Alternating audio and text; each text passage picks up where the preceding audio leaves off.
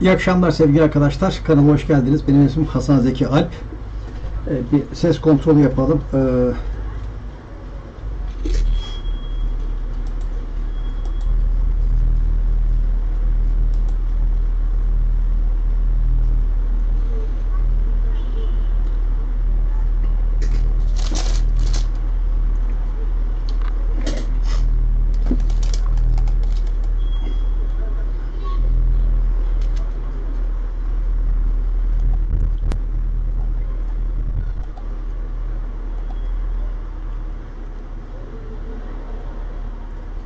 Bir, iki, üç, dört, beş test. Testing 1, 2, 3.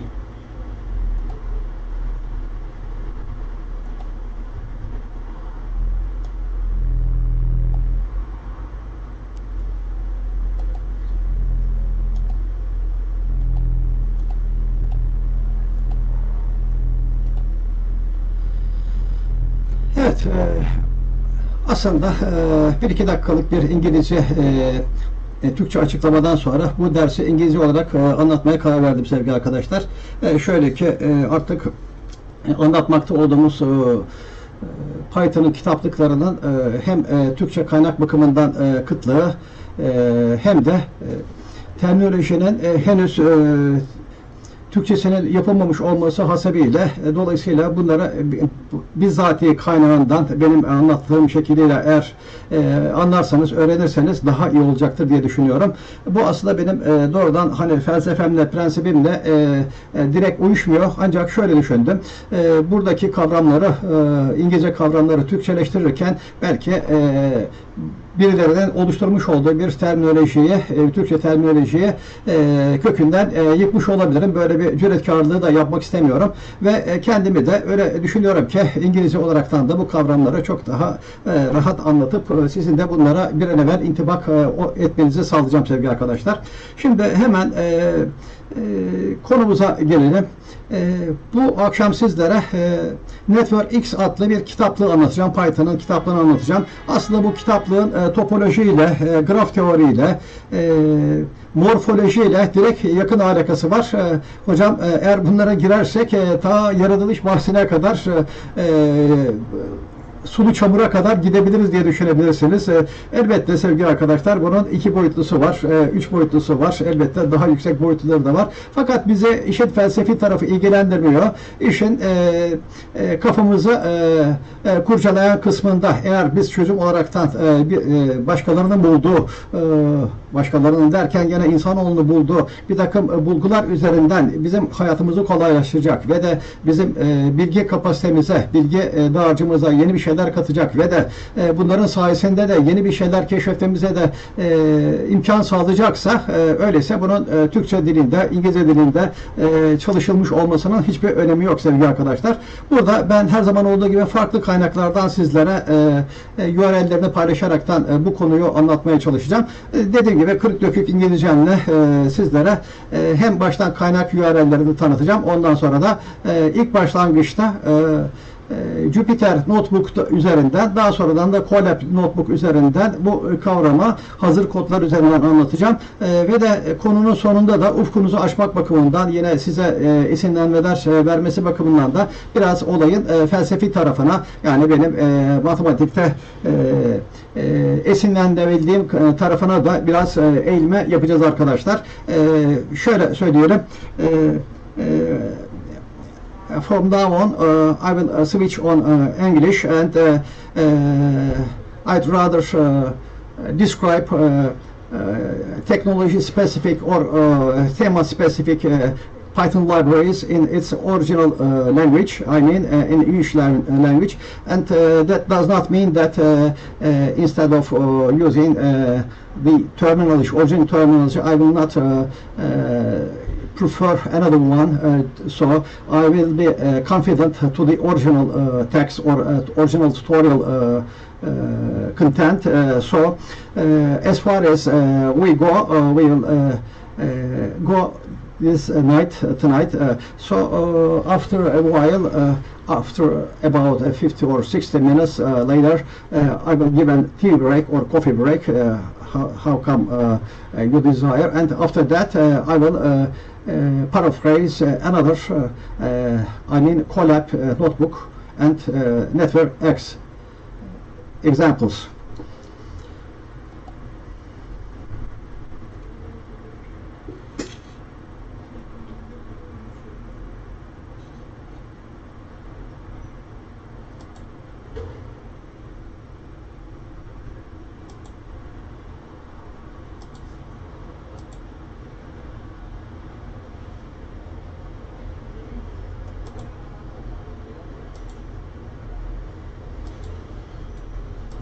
So I have to solve some sounding problem. Is there a problem, you guys? Am my voice is good or not?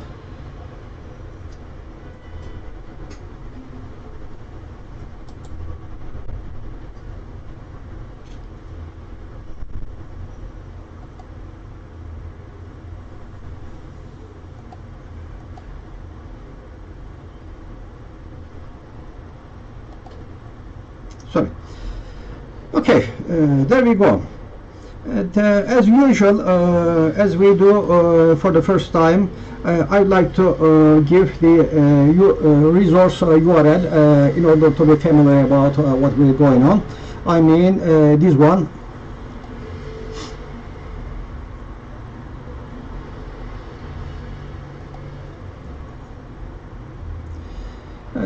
Whenever you write such an inquiry, Python NetworkX, you will get so many possible, accessibly possible URLs, right? And some of them, sure, payable courses. And for example, when we click on here, okay, just I will give a copy of this URL as always.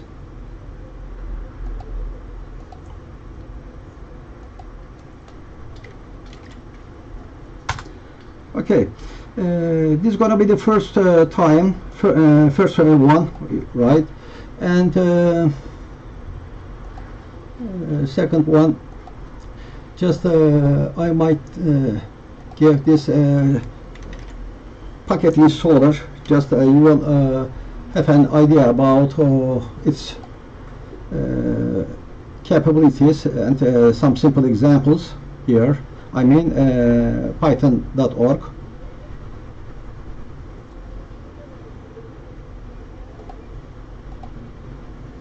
This is another resource.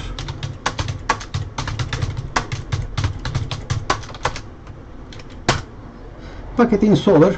Just by means of this installer, and you will get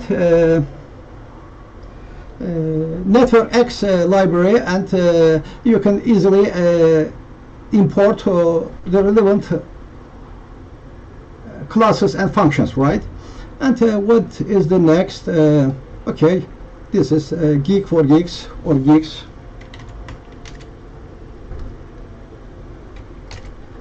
Why do I give such resources to you? Actually, my effort is limited, you guys, and as long as I find opportunity to tell you, okay, I'm here, but just think that one day you will not find my contents, YouTube contents over here, so you must have been prepared to encounter the original English resources, right? So that was that has been one of them. And okay, surprisingly, when you inquire Colab, probably you will see this one, Introduction to NetworkX. Okay, it's free and it's ready to be interpreted to you. Okay, I mean Colab utility. And what about the next?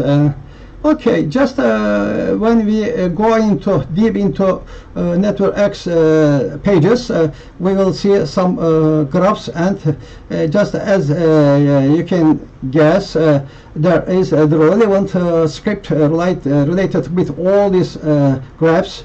And okay, maybe it's too early to say something about them, but whenever you see all these visual effects, visual trivia, you could probably think that there must have been some script related to all this. Yes, you're right. So this is another resource or another tag of this NetworkX site, right? Gallery. When you click on this tag, you will get this one, and I will paraphrase, I will describe as far as I do all of them. And what about them? And this is the first, and this gives the first trivia to install it at your system, at your operating system. And another one. Okay, and what else? This one, this is different from the others. This is the medium, I think. pythonfiddle.com. By the way, I'll give a copy of this resource as well.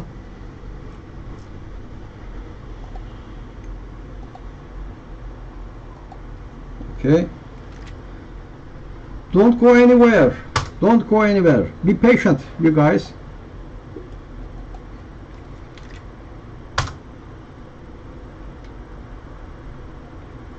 Okay, don't go anywhere. There will be surprises. And data.com, DataCamp. It's free, I think.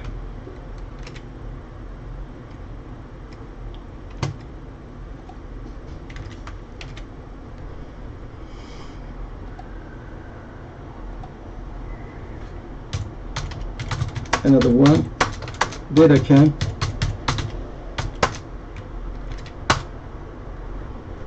I'm a good student with this DataCamp site. Good student, really.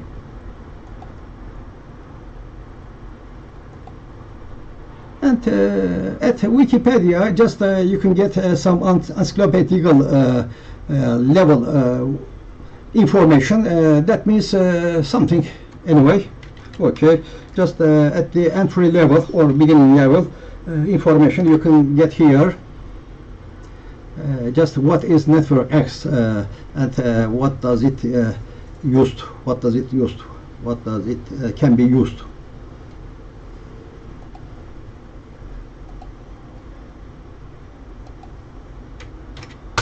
And it's finishing, almost finished. Okay, finished. So, and let me give some example what we are using right now. This is Jupyter notebook, as you guess, and I've already prepared here a notebook, Python NetworkX. Okay, there we go. Okay. Sometime because of some resource source restrictions, our visual system corrupts, and as soon as they give such a response, I will switch on another one, right? But I would prefer the first one right now. Okay, once again, I'd like to say welcome to my YouTube channel. Welcome to my study room. My name is Hasan Zeki Alp.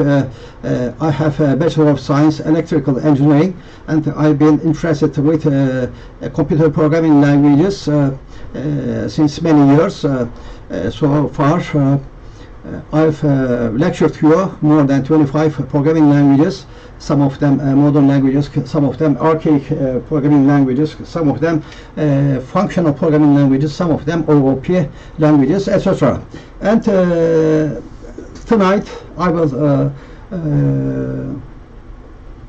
describe your NetworkX library. Actually, when we consider about NetworkX, right away some topics must bring in your mind, in your brain, you guys. What I'm talking about.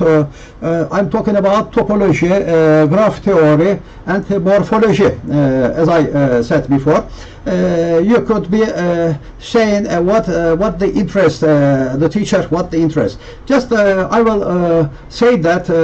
When we are tangling with software code, we always interested with symbols and variables and some intangible things, right? But our environment, our universe is full of tangible things as well, objects, volumes, and spatial objects, terrestrial objects, etc. And they are placed, or they have been placed arbitrarily, or in organized manner, or connectedly, or unconnected manner. So topology science is related with the things of parts which are connected or which are organized in order to form a bigger hierarchical structure. So instead of entangling with these huge objects or huge places, huge distances, we create some symbolic points of them.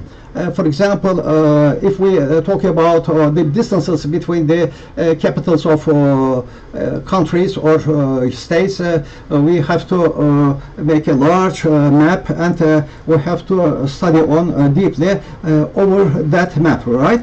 But instead of this, just we could create a topological map of these capitals, and we could have some hubs and connections, and we can use some algorithms in order to find the shortest way between them or amongst them. Understand? Some APIs will work for us in order to do it manually, or in order to do it with by means of a teamwork, or by means of many people. So instead of calculating manually, we'll utilize APIs in order to make it more quickly calculated. So at first I'm talking about this network. So by using this well-known command in our Jupyter notebook, we will able to use NetworkX classes and functions. So after installing this, and you will see this message here, already satisfied. That means according to this Jupyter version, it's already installed, or pre-installed. How can you say it? And just I will give an idea about the version of this one. Okay, very first. I recently updated this utility, so you can rely on this one.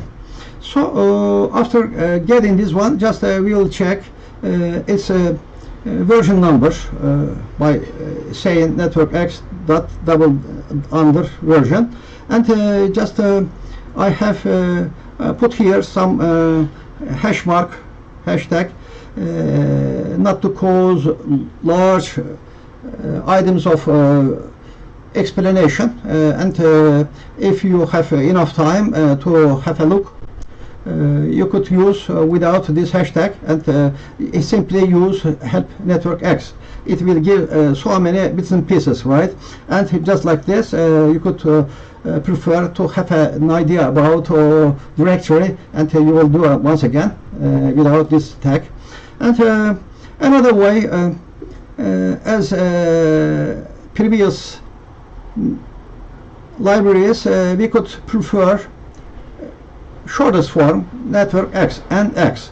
Import NetworkX as NX, just like import numpy as np. So from now on we'll use nx, right? And just once again I will check nx.version. This must be the same, right? Okay. So the topics or the titles will be like this. Mostly I will not refer to original documentation. I will do it by using my best effort, and after that if I need extra help or extra visual document, I will refer that, but at each step I will not go that. I will not do that. Okay, in order to reserve our time. Creating and manipulating graphs.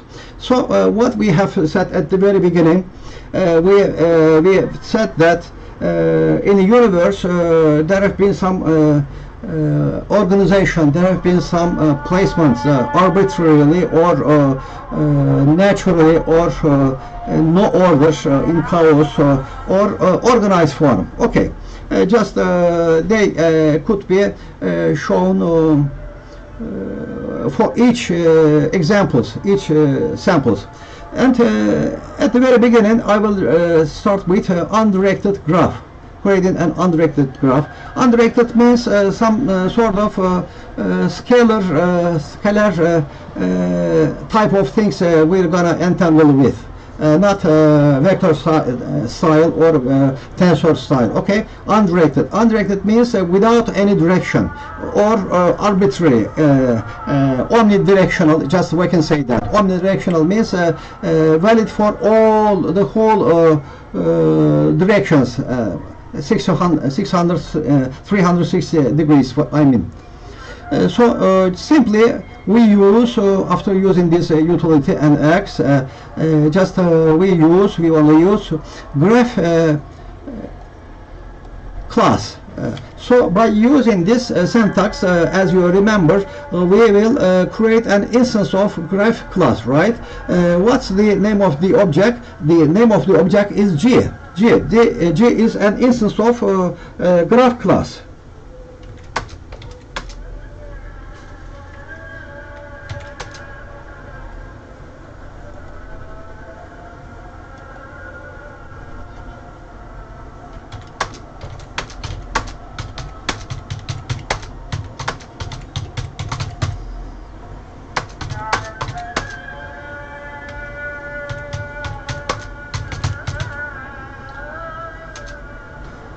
Okay, sorry guys, I have forgotten to mention about the prerequisites of this lecture.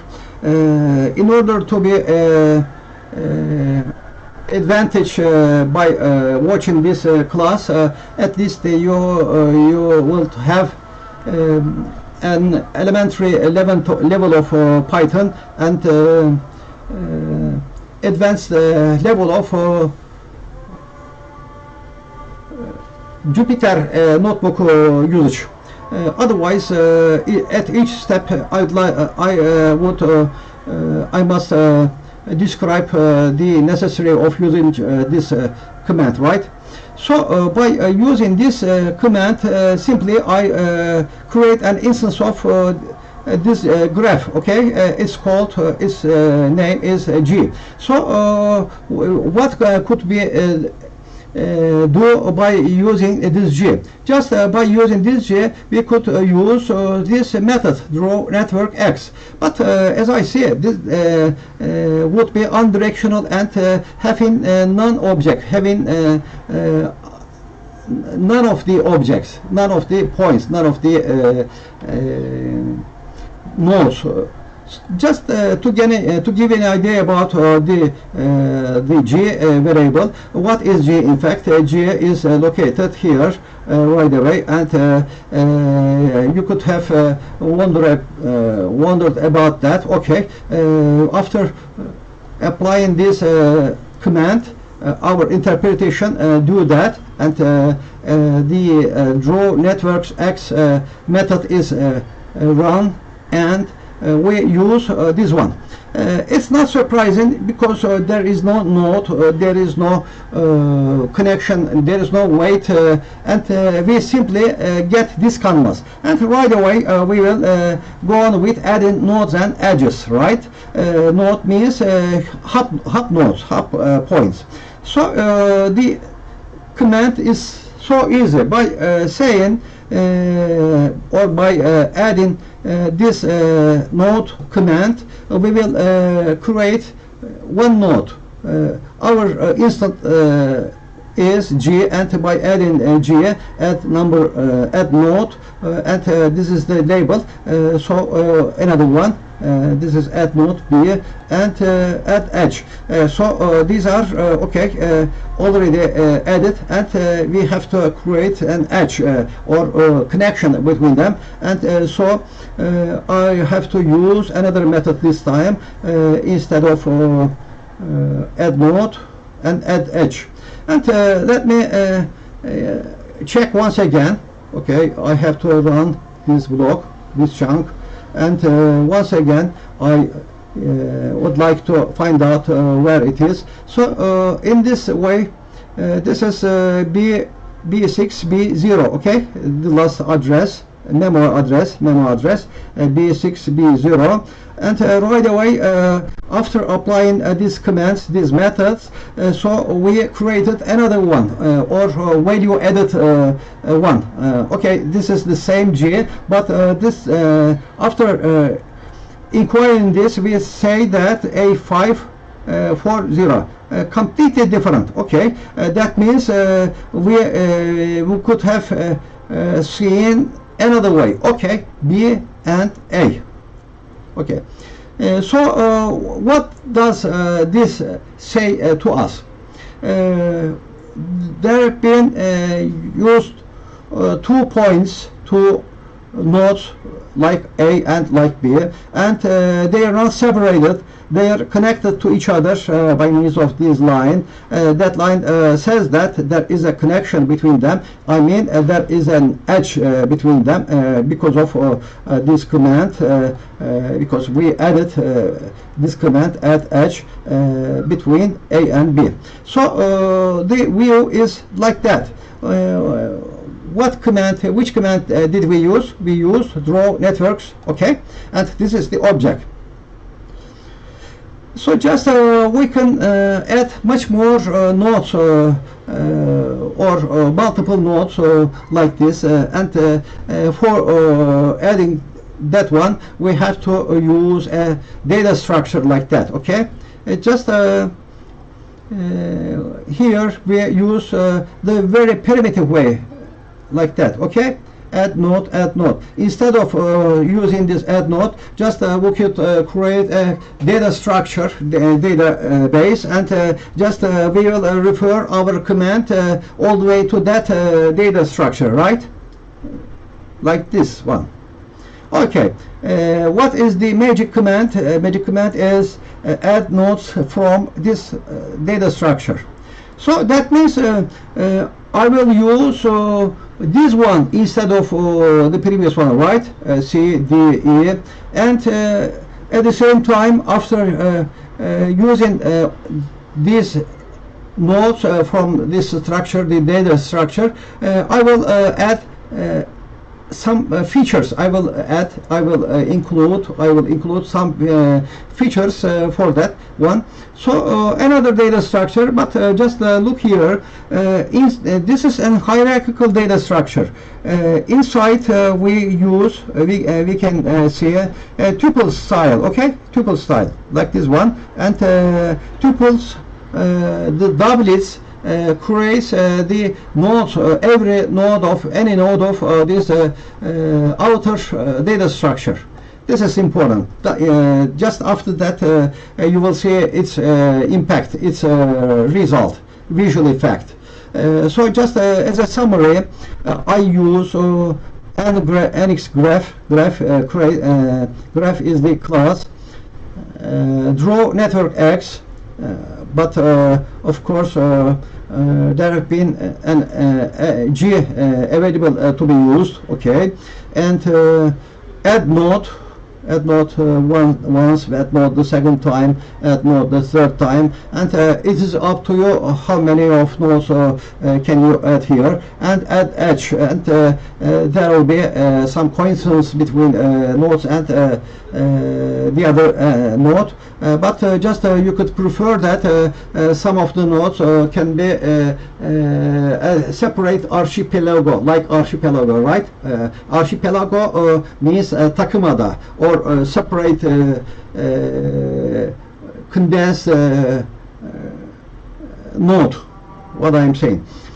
And what about the next one? Okay, add nodes from, and whenever we see from, that means from now on we could use some data structures for this method, right? Add nodes. Okay, it's already prepared. And what about edges for connection? Okay, this is another data structure. Okay.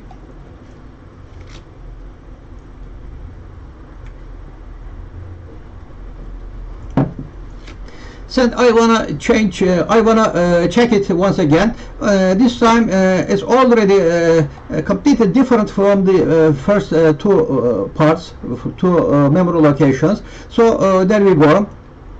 We use draw networks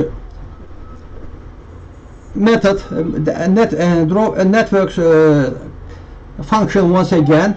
So DBACE.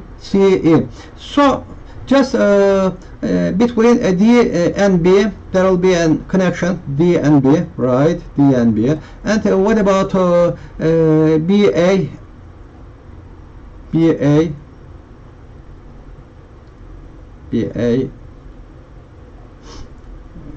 CE, and AC. So just you noticed this is somehow in a sequential form. Just when you enforce your mind, you can guess that there will be a connection or transition between them. Okay, yes. And what about this one? And B and D. So B and D, the very first one, just by checking quickly and mindfully, or mind-burning way, what I say, you can see, you can guess what we can get as a result of this connection, this command, right? Okay, and one more way to create graphs is directed graphs. So what stands for this? Just we can think that there are some separate hubs or separate power centers, and we know that there is a connection between them by simply commanding or ordering this command. Okay, and its direction, or its direction meaning has nothing here. And if we consider about some directed weaknesses, directed amounts, so we have to talk about directed graph concept. So why do we use it? The directed means there will be a vectorial increment direction, or tensor magnitude. I mean amplitude and a direction. So we're talking about directed graphs. So just we use another class in order to reach the capabilities of this directed graph, directed graph. Okay, different from the first one. This is simply a graph. You see, graph. That means without any direction. Okay, or undirected, no direction graph. This is directed graph. So let me make an instance of this directed graph class. as DG, and simply without adding any node, any item for this directed graph, I wanna check our canvas. Okay, just after implementing this one and this one. Okay, nothing in fact as expected, and just I would like to add some nodes to this directed graph, and I will use not the primitive one, but as a result of this data structure, I will use this command add nodes from.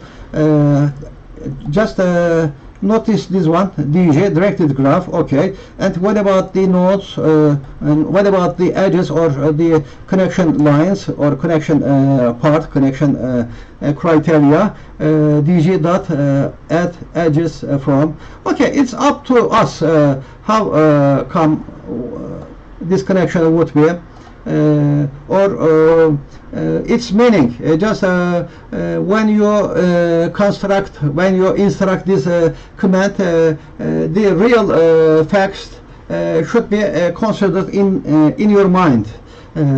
So if you see the real vision, so you will create the relevant topological components by using the CN facts, right? For example, distances, geometrical distances, or geometrical distances between two cities or other cities or other locations, etc. And after using this one, after adding this three nodes, ABC, like ABC, so we draw a directed graph like this one.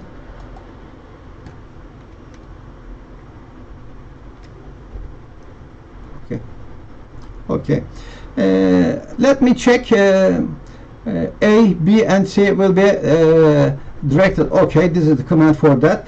What about the edges? Edges means starting point and ending point. The start point and terminating point, others saying. A, B, A to B. So starting point A to B. Okay, the first tuple executed. What about the next tuple? B to C. So there will be like this one. That means something in your mind, right? This is directed at some kind of sequential event can be considered, or sequential attempt can be considered in your mind, because it's directed. Okay, directed graph. So what about a weighted graph? Weighted, what's that? Weighted means coefficient, or the power, or amplitude, or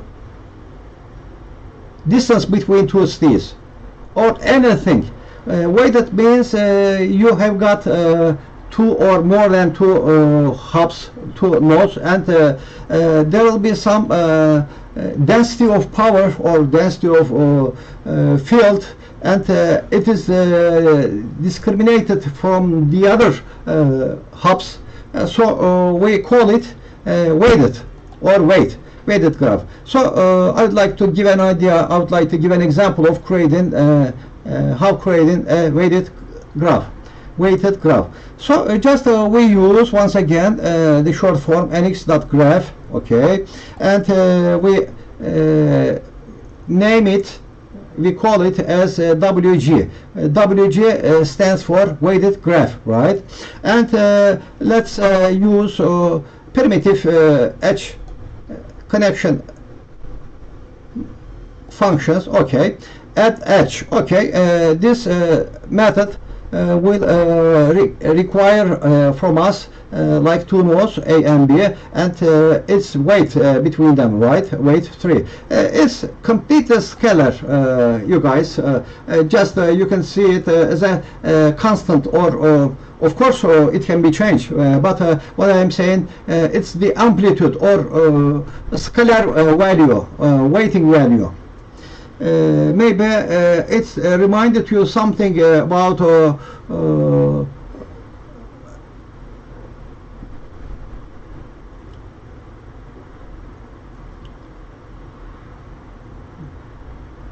okay, this is not the time. I don't want to confuse your mind, so just maybe this may give a lightning in your brain. Okay, weights. And what we could see as a result of these commands, just I checked this one, 1730, another memory block, and just I would like to draw it by using simply this API, draw NetworkX, this time as WG, this one.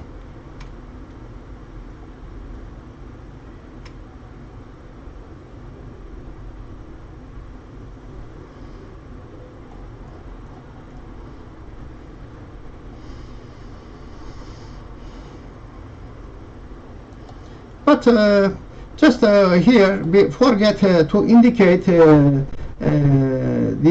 weight points here. Just I intently preferred such kind of description, explanation, because I would like to go one by one. Just I could prefer just put in a comma and weights, etc. Blah blah blah blah. But this is not my way. Just I have to describe it at the at the most possible way, the easiest way. So I rather use the default values, and default values gives no hint about the weights. Okay,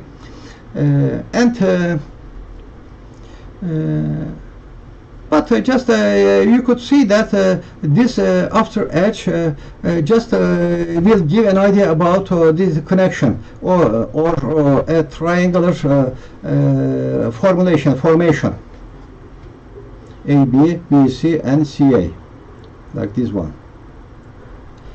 And okay, another title is creating multigraphs. So what stands for multigraphs? Multigraphs are so graphs that allow multiple edges between any pairs of nodes. So when we are talking about these multigraphs, just we can create hierarchical graphs, you guys, or hierarchical or hierarchical or high-level graph topologies. So the relevant method, the relevant class is multigraph, and so I use once again this object in order to use it with this draw NetworkX. So empty canvas, of course, empty canvas, and MG multigraph.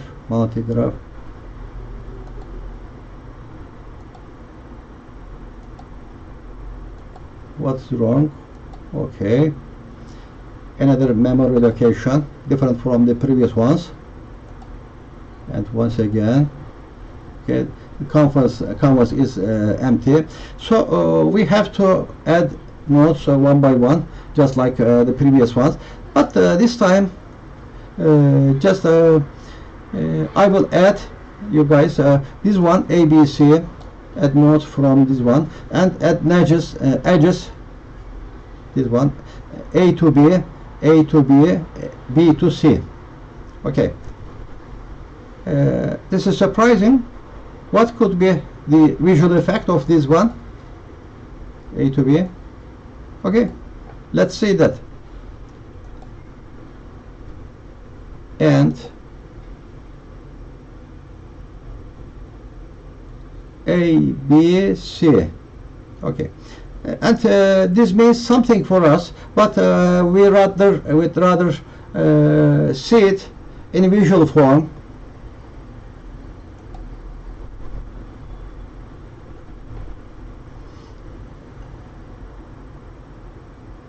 A to B, A to B and B to C.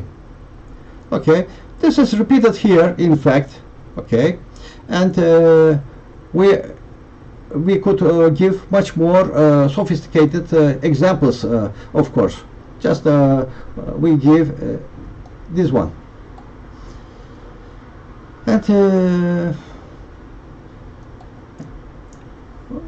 according to this content of this website, you guys, I simply copied the titles or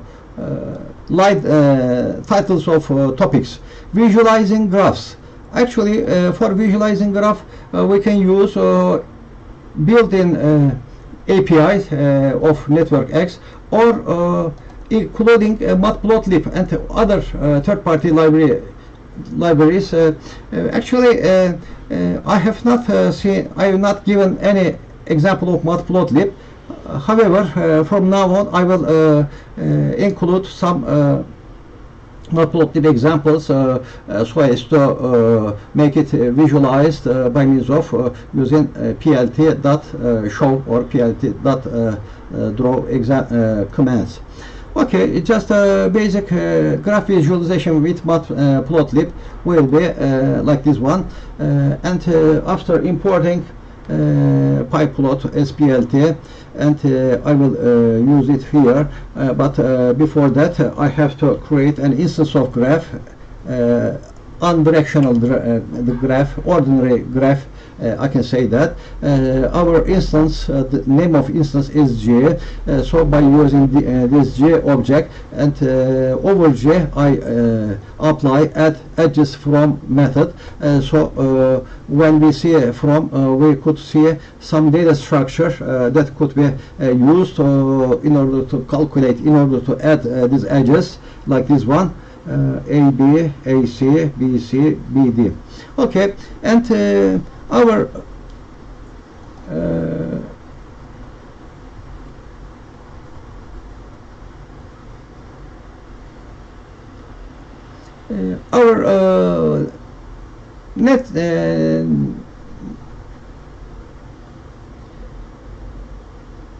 NetworkX method is draw. However, we use it another one so as to make it this one. Okay, just I use this one. Okay, maybe it would be surprising, this one, because you could have be expected as simply nodes and not creating a triangle. But when we see that, when we see this one with labels true, that means you have to put its name, their names, ABC, and the command is draw, and we simply use plt show. Our very first topological map.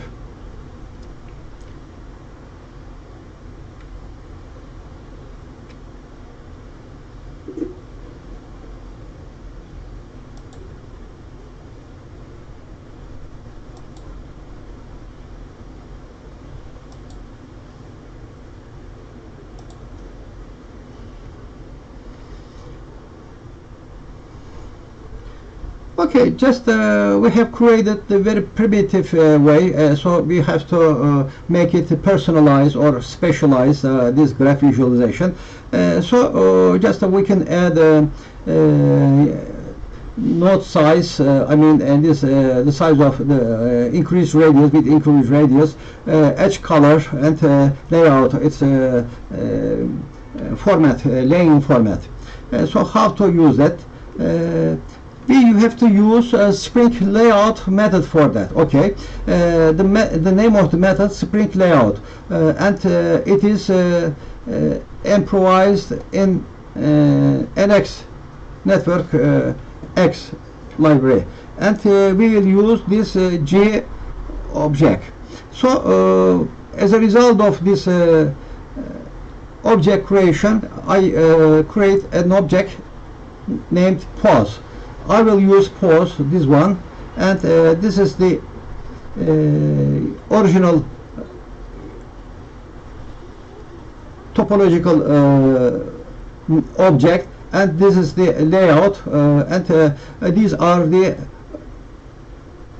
options with labels true and node size 800. That means 800 pixel. Node color sky blue. This is the inside. Okay. And edge color gray. That means the connections would be gray. Actually, it does not gray. It seems as brown, but it's gray. Maybe my monitor has some problem to indicate it. Okay. So what we are doing? We are doing graph visualization as according to our desire, right? The object and the sprint layout will be enrich these features. Okay. Okay. Just changing these specific items, you could change it according to your desire. For example, black.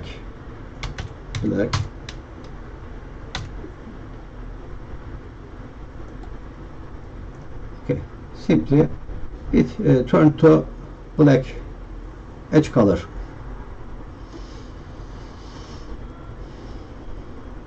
Okay. During this description, I will use only some titles, and it's up to you to make much more investigation about their usage. I mean, third-party libraries, Plotly, Graphviz, or Jeffy, just like Matplotlib, you could use these libraries in order to make it visualized, and maybe by preferring by using different kinds of visualization tools, visualization third-party libraries, you could get much more eye-catching graph views. Okay, just I would like to mention it: Plotly, Graphviz, and Jeffy. And in addition to Matplotlib, and in addition to NetworkX's built-in visualization graph utilities, right? And degree centrality,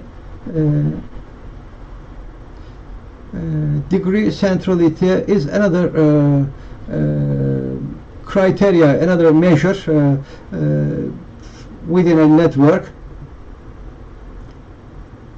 What stands for? By the maximum possible degree. By the maximum possible degree, you can compute a degree centrality. Okay, just degree centrality function stands for placing it in an orientation centrality. So by creating, after creating your topological map or graph map, you can prefer to make it in different visual perspective.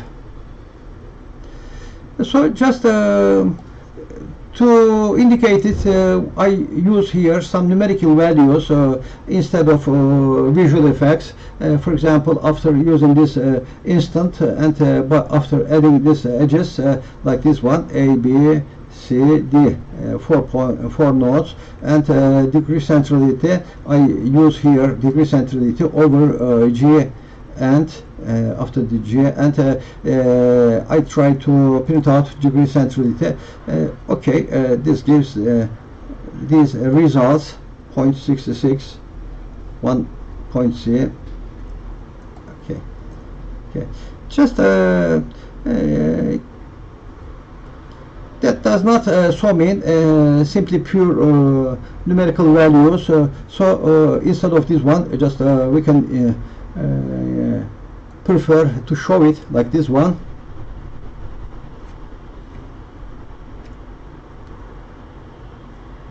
Okay, this is already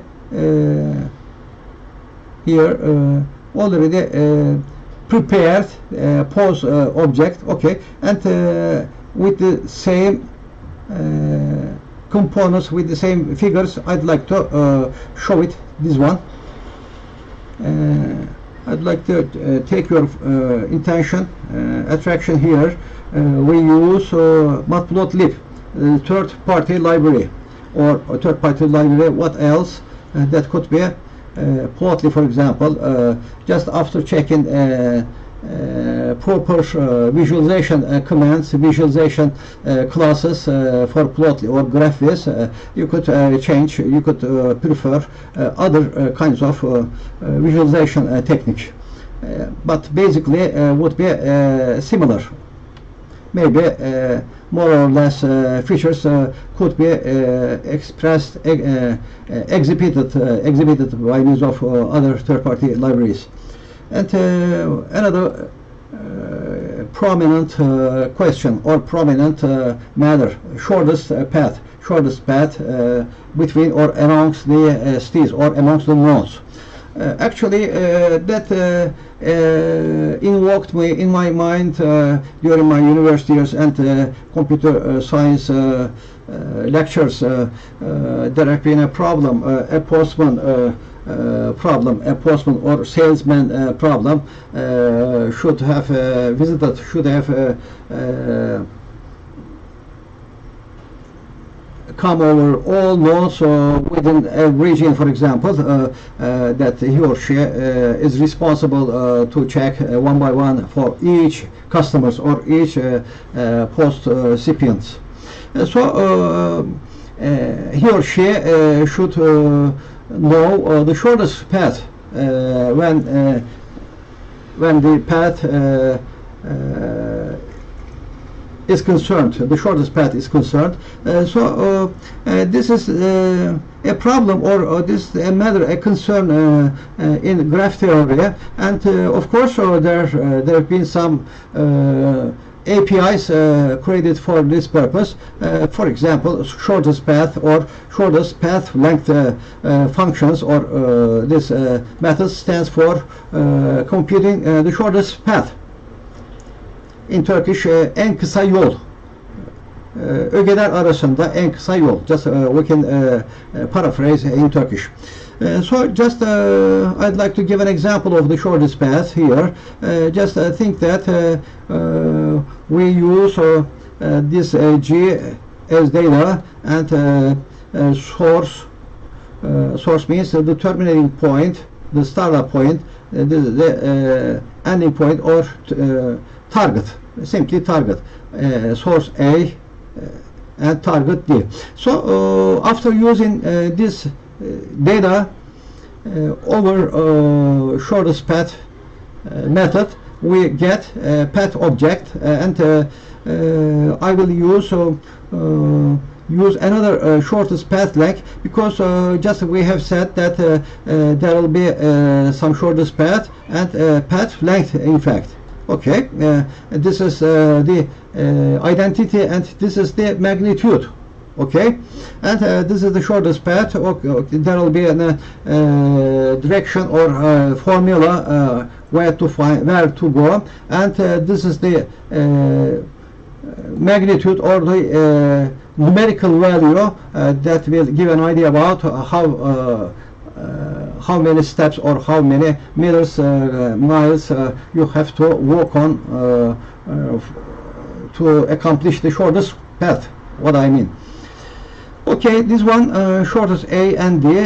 Of course, this should be the first one. This could be the same with this first one and the second one, in order to be the coincidence between them, path and length, I mean.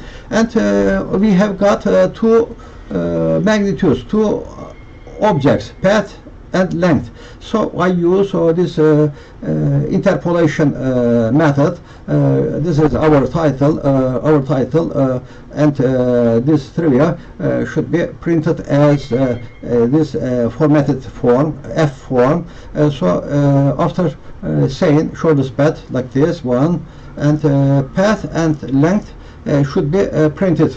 And path would be a data structure in list form, as you can see, and length would be 2. And how come can we explain this? A, B, D. A, B, D. Okay. Instead of preferring this one, simply A, B, D, because we have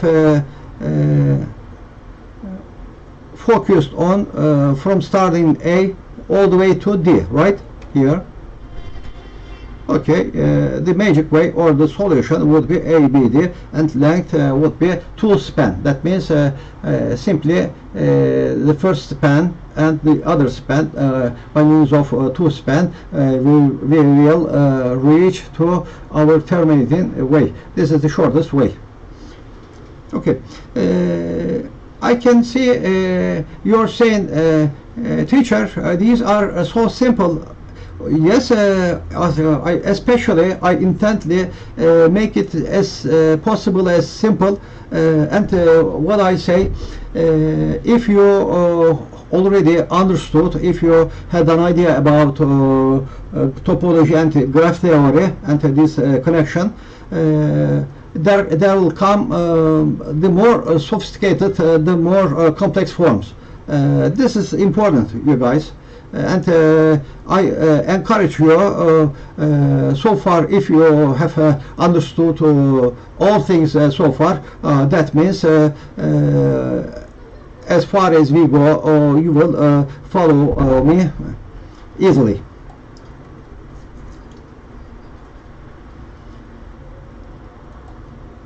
Okay, once again, I will say shortest path, source A and G.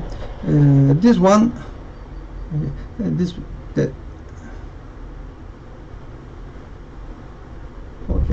okay, clustering coefficient. Okay, now let's make it more complex by going further and further, and just instead of plain baby things, we have to make it a more comprehensive and a more hierarchical way, or a more nested way. Okay, so there will come some concept, clustering coefficient. Actually, it's a measure of, it's a criteria of the tendency of nodes in a graph to form a cluster or tightly knotted. What I say, if they have a conglomerate, or they have clusters, there are some clusters with a measure of connection. So we talk about clusters. So that can be triangles connected to a number as possible as in many times.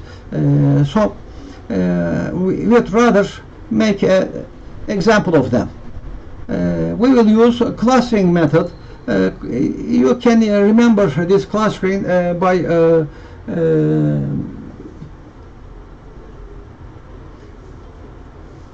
machine language or clustering algorithms, right? Similar to that algorithm, this clustering will be using this G object so as to create an object of clustering coefficient. We have to calculate clustering coefficient. So simply this API works for us, and by printing them we will get these numerical values.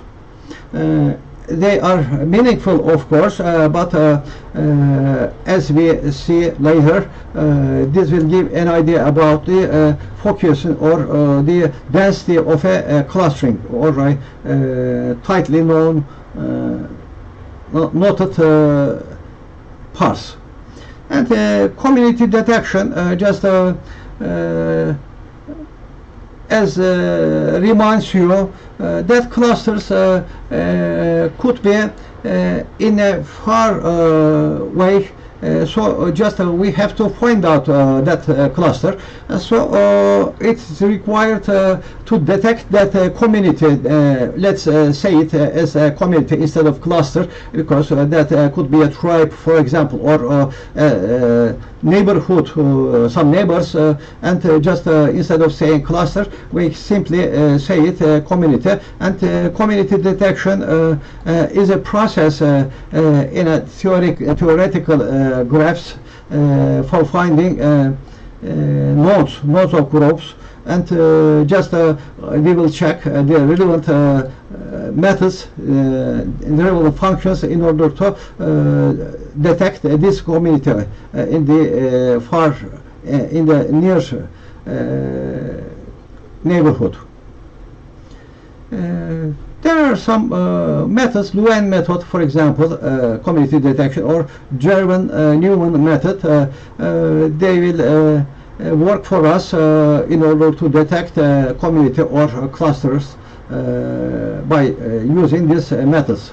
Okay, let's go further. And in order to use this community class, I have to use network and algorithms sub-library and import community. So after implementing this this line, our interpretation makes it possible to use community in a list form in order to create a list. And before that, just using this similar command that we are accustomed to, accustomed to this name, add edges from. So after adding this edges from, we have to provide our node structure or the topological scenery. Okay, topological view. So that could be a cluster or a community, for example, amongst them, between them. So by means of I, we cannot see that community greedy modularity or other stuff. But instead of this, just by using the results of this command, I mean after adding these points, these nodes, we will get G. Okay, we still have G1. At this point, I would like to make a warning for them. When we go from the very beginning, by applying this next commands, you guys, we use pipeline method. What's the meaning of pipeline method? Pipeline means when you executed this command, and after at the end of this interpretation level, the contents will not be the same as the previous one. I mean, the G here is not the same here, is not the same as the very beginning. So of course you will say that G from now on is an object. What I am saying, after applying each step, the contents of G is completely different from the previous one. So as a result, when we go here, G will be including all these nodes and the community, for example, right? So just consider that we have created a community, and I'd like to find out what's going on in this community, for example. Okay, just I will use this list command, and that means I order the interpreter to create a list by applying this command. What is the meaning of this command? Community. Okay, I use this class, and I use greedy modularity communities method that is available for me after importing this community class, right? And after that, I use this object, this crowded object. What I say, crowded object, okay? And after that, I simply print communities. So what will we get? We will get a frozen set, in fact. Just remember, there have been some kind of data collection types, like lists, like tuples, like sets, like dictionaries, and like frozen set.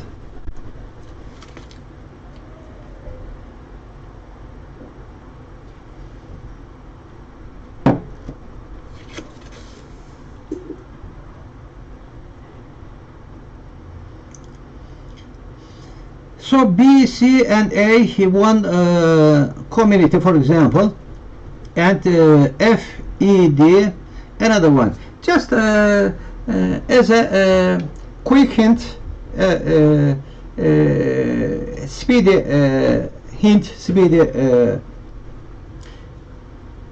IQ capability. Just we see that teacher, all this seems related to each other. For example, here, but these are other realm, for example. Okay, can we guess? Can we see it? Okay, for example, this is one side of conglomerate, for example, archipelago. This another conglomerate, and this is another one.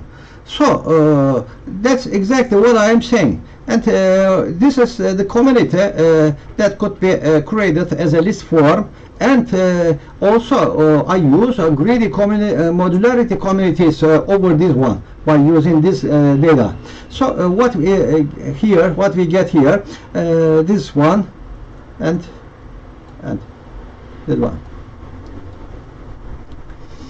Of course, we could add some connections and some weights between them, or we just prefer it living separated from the first community, for example. Understand? So after getting this textual result, I'd like to see the position in another way.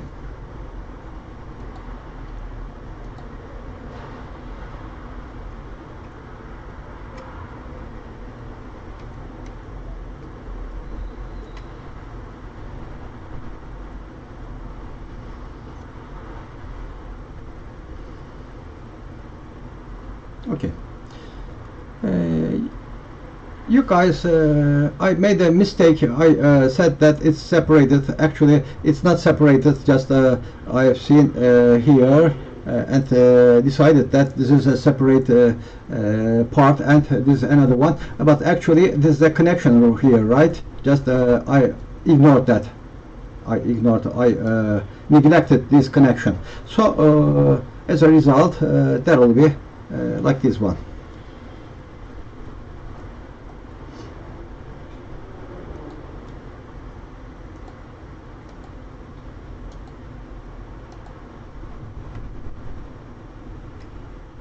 Okay, just as I said, there is a connection between. This is one community, for example. This is another community, but according to the data structure given here, just we could say that there is a connection between this community, like this one.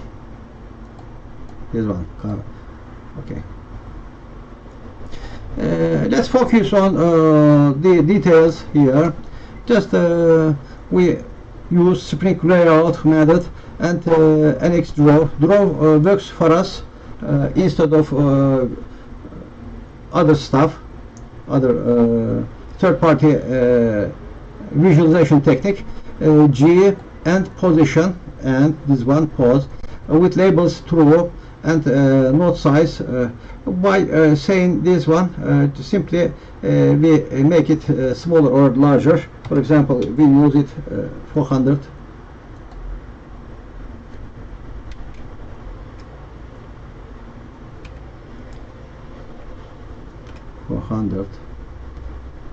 Node size. For example, 300. Let's make it 200.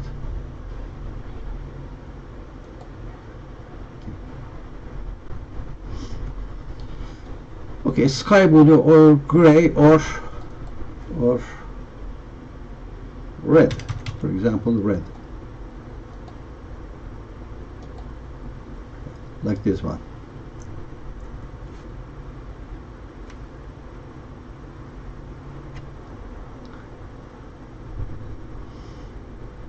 Okay, let's focus on the commands like this one. Okay, you see, this is our object.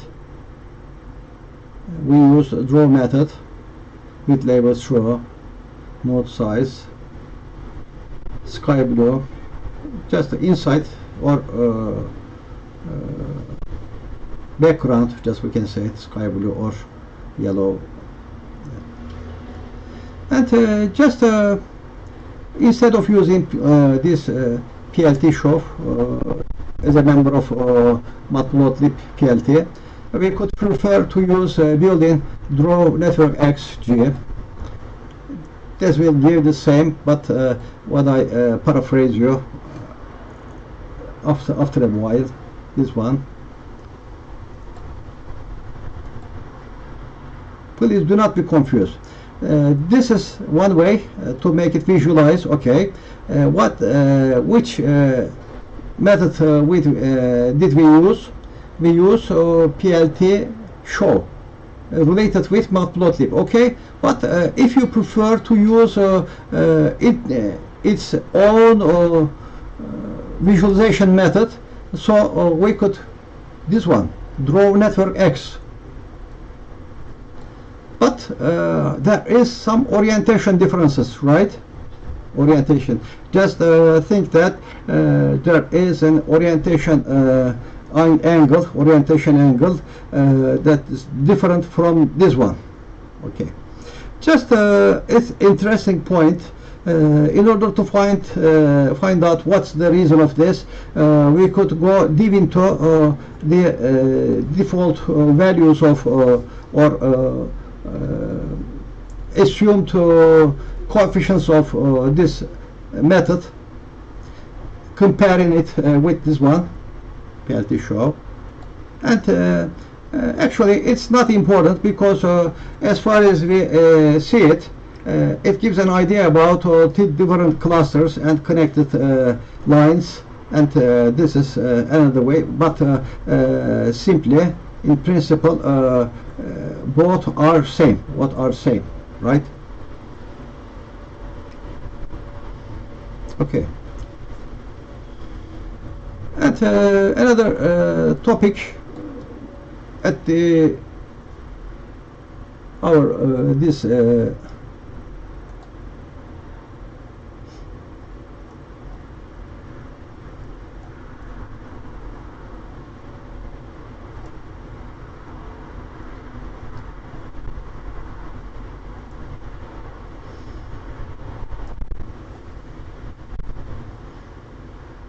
okay.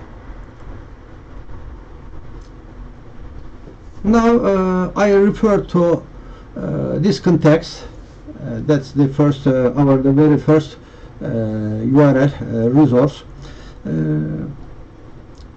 Actually, the library that I've been presenting you tonight is NetworkX, provides a comprehensive way of calculating and visualizing graphs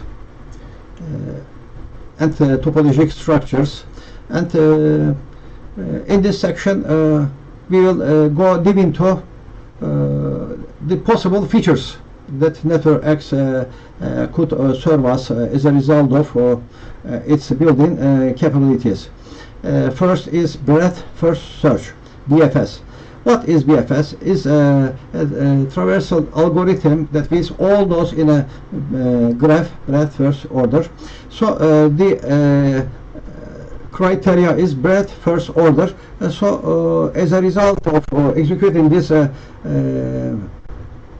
function, all the nodes in a graph would be traversed or would be visited one by one, without any exception. What is the structure? BFS edges function. So we have to use BFS edges function in order to do this one. Let's make an example for that one.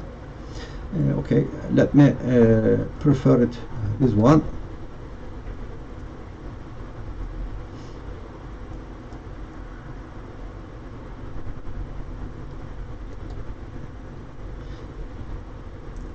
Okay. So by invoking this class in order to get the object G, and over G I use at edges from method. So after this one I have to provide this data structure. Actually this is the core of topological structure or graph structure. Okay.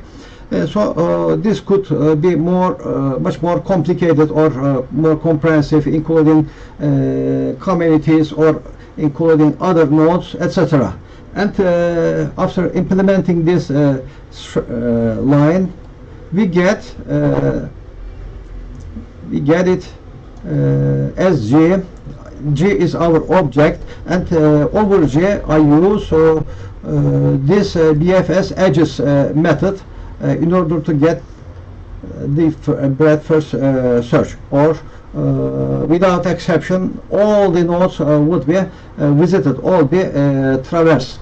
So starting point source would be A. This is our preference, and as you see, as a result of executing this list command, right hand side, the contents of right hand side should be assigned to a BFS edges variable, and after that I simply make it printed by using this print method. Okay, this one. Okay, so I wonder, I'm curious about how come would it be visualized. So I use this one. Okay, BFS edges. Once again I repeat it, BFS edges provides that all nodes are ensured to be traversed or visited as a result of this method. Okay, BFS, breadth first, how was that? Breadth first search. Its full name, breadth first search. That means in a graph all nodes will be visited without any exception, right?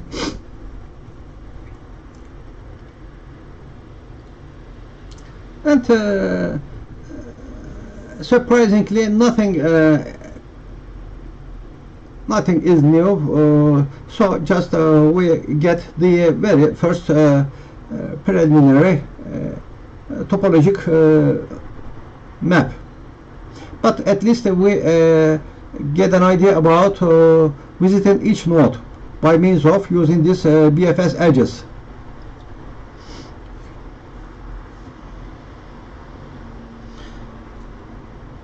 Another one, depth first search. Depth first search. What's that? Another graph traversal algorithm. In depth first, in visit all depth first order. The criteria here or special condition is being depth first order, in depth first order. Okay, I will give an example for that. We can use depth edges. Previous one has been BFS edges, and the next one depth first search, DFS edges. DFS edges. So once again, after implementing this list creation command and after printing, we get this one. Another one. You remember this one, the extras shortest path algorithm? Yes. Here this is the topic of one method, one algorithm. Dijkstra's shortest algorithm, shortest path algorithm. Okay, just before that we have to prepare the substructure, as you guess. Okay, I mean this one, and after that upon it we will use Dijkstra's path algorithm, right? But before that we have to add manually, or I call it, we have to add primitive manner, one by one. Okay, so just focus on here, please.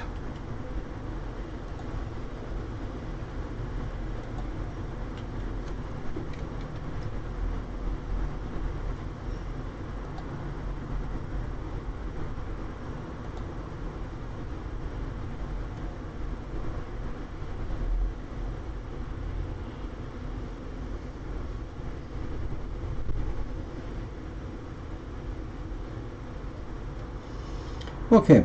We will use Dijkstra's shortest path algorithm, but before that we have to create a topological map here, such as this edge methods.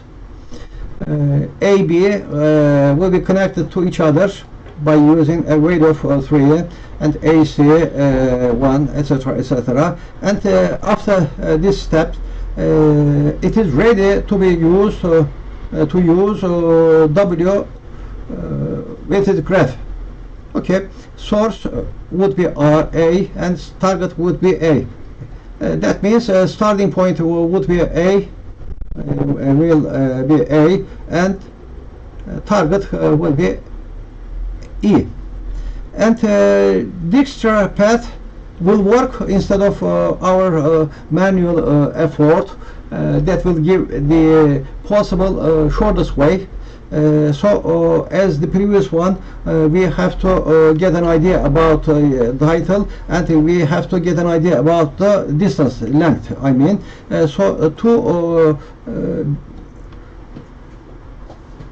Two concepts. One is the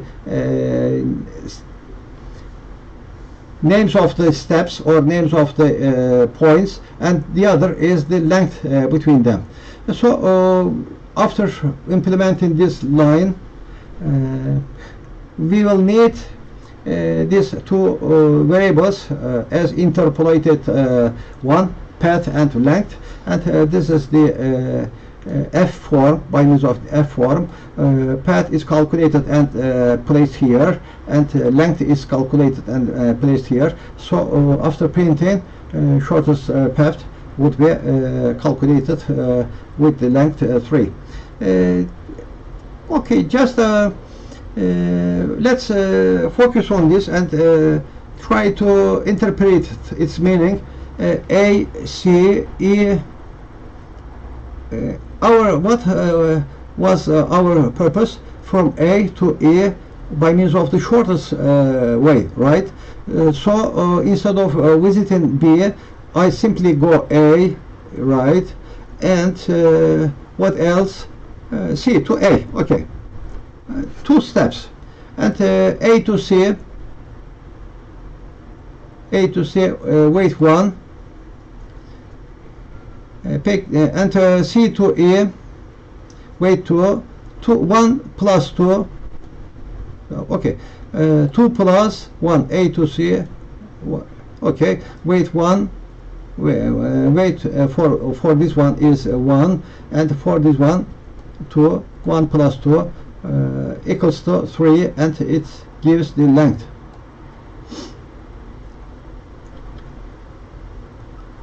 For example, 3 miles between this and that,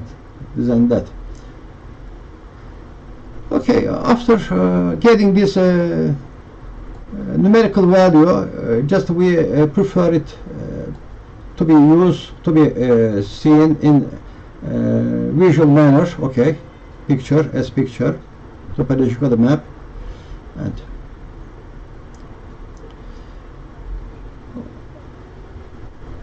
we use NetworkX built-in draw networks command, right? Instead of this, just we could use matplotlib's Spring by using this Spring layout, a PLT show method, right? And this way, because actually somehow it's a bit different because of this node sizes. Okay, and we get the same result, similar result, principally by using this plt.show. What we used here, NetworkX's draw NetworkX method, visualization method, and as well here matplotlib's plt show. Okay, like this, just we can wonder about how can we calculate minimum spanning tree, for example. Minimum spanning tree, MST, is a subset of connected edges. In fact, just as as you can see, if we're talking about minimum spanning tree, so we have to focus on the connected edges, a subset of connected edges, and edge weighted graph that connects all the vertices without any circles, etc. So there are some algorithms for that, Kruskal's and Prim's algorithms. Let's try one of them. MST, minimum spanning tree. Okay. Spanning means a step from one place to another, so we have to accomplish a minimum spanning tree by choosing the most possible spanning steps. So here we use minimum spanning tree. It's a method within NetworkX library, so we have to be accustomed to familiar about minimum spanning tree by using this WG, and I simply use MSD by using draw and with labels in order to put the labels on it, and by using Matplotlib's PLT show. Minimum spanning tree. Okay. But here WG is not set, is not defined. WG.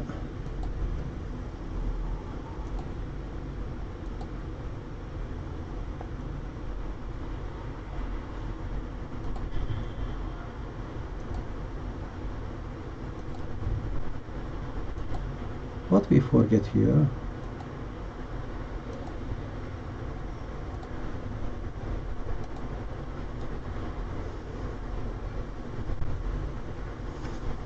Okay.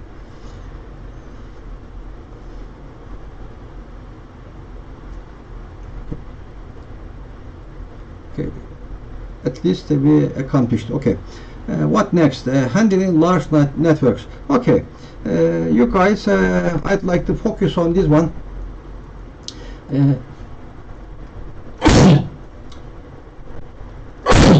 Sorry. So far we have seen so tiny networks, so tiny topological maps, but that does not necessarily assess that we cannot create much more sophisticated or much more crowded networks.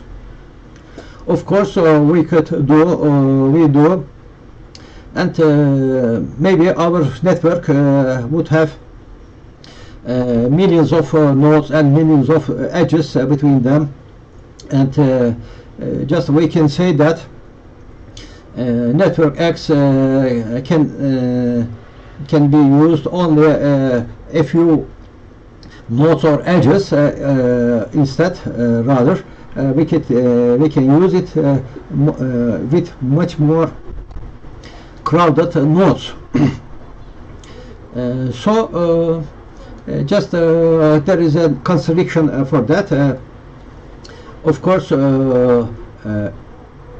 as the number of nodes and edges increases, there will come some computational expenses increasing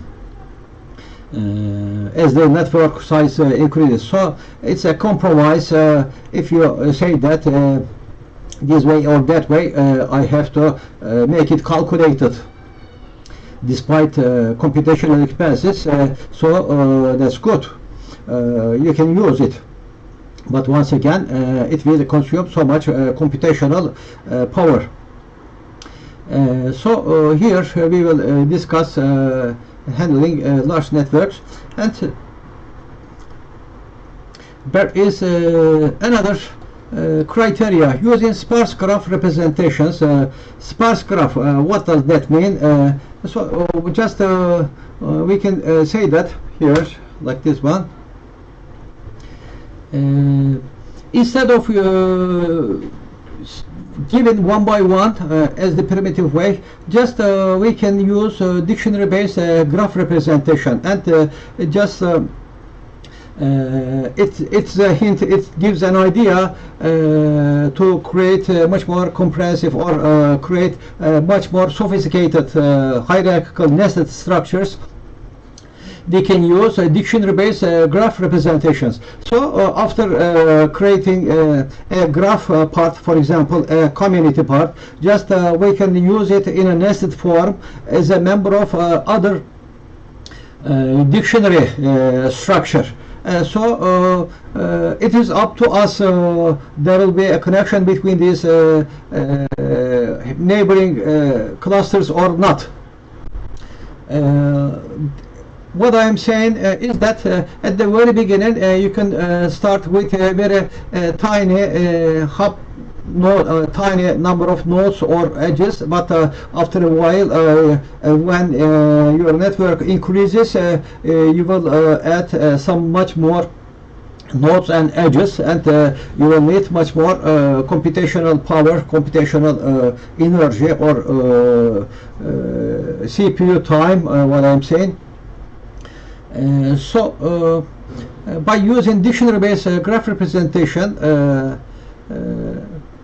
that may help you to make it in a structured way. For example, you use list comprehension, list connection form in order to state the names of nodes. And here just okay, of course we're talking about computationally expensive or CPU time, but also we have to consider memory intensive large graphs. So I just think that if you talk about 1,000s of users or 1,000 of point-to-point communication points, so there will be a huge graph. There will be huge nodes to be calculated or to be restored, to be stored in memory locations. So we have to use to sparse matrix, but frankly I used this method, but it gave some errors, you guys, probably because of version incompatibility problems or some other stuff. When we use this matrix function, it gave an error, and I unfortunately couldn't solve that. Let me give an example for that one. To use to sparse matrix, let me install this SciPy, scientific Python, and I have to install once again NetworkX for a refresh. I prefer it as NX once again, and here, and I use this command. Okay, just focus on this here. From NetworkX import to SciPy sparse matrix, I have to use this one, and SciPy sparse, SciPy sparse. Here I create an instance of graph as G, and over G I add edges. I use add edges from, so I use this list structure, data structure.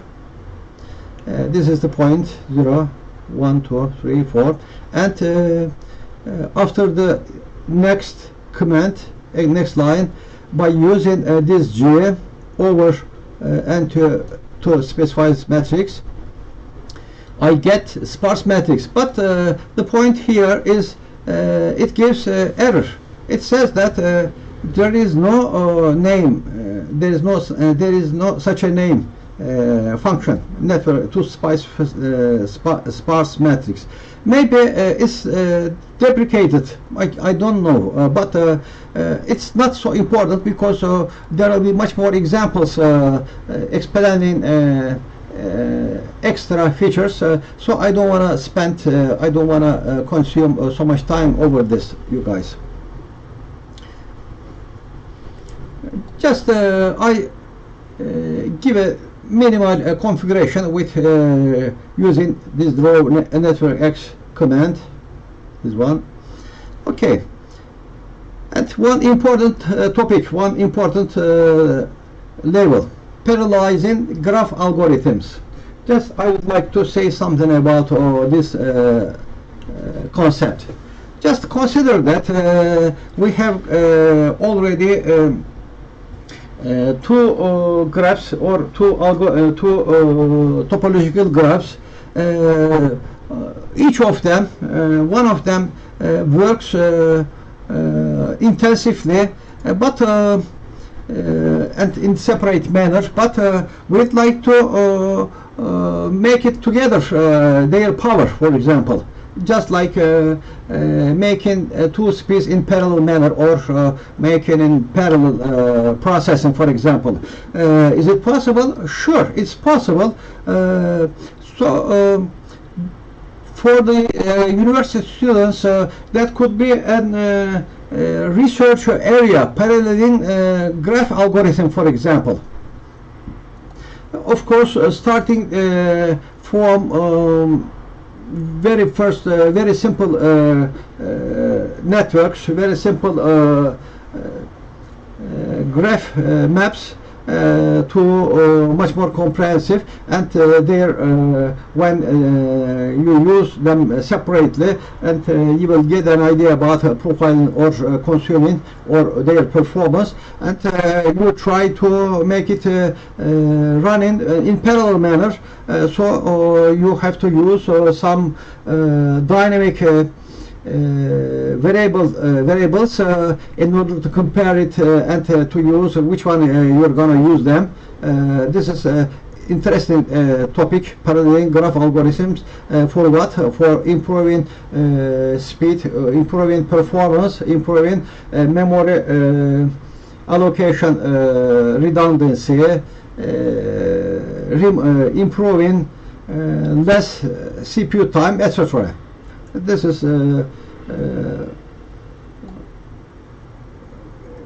one promising areas. And profiling and optimizing graph operations, it's another one. Why I am saying this one? The problem is not creating the proper graph maps, you guys. The problem is to optimize it, to make it more efficient, a more professional way. Because any man, any designer, any brain could establish such an algorithm, such an graph map. But the brilliant one will come there and say that they are not working in optimized manner. This should be optimized, and as soon as he applies optimization methods, that graph map would be much more preferable, right? And what about real world applications?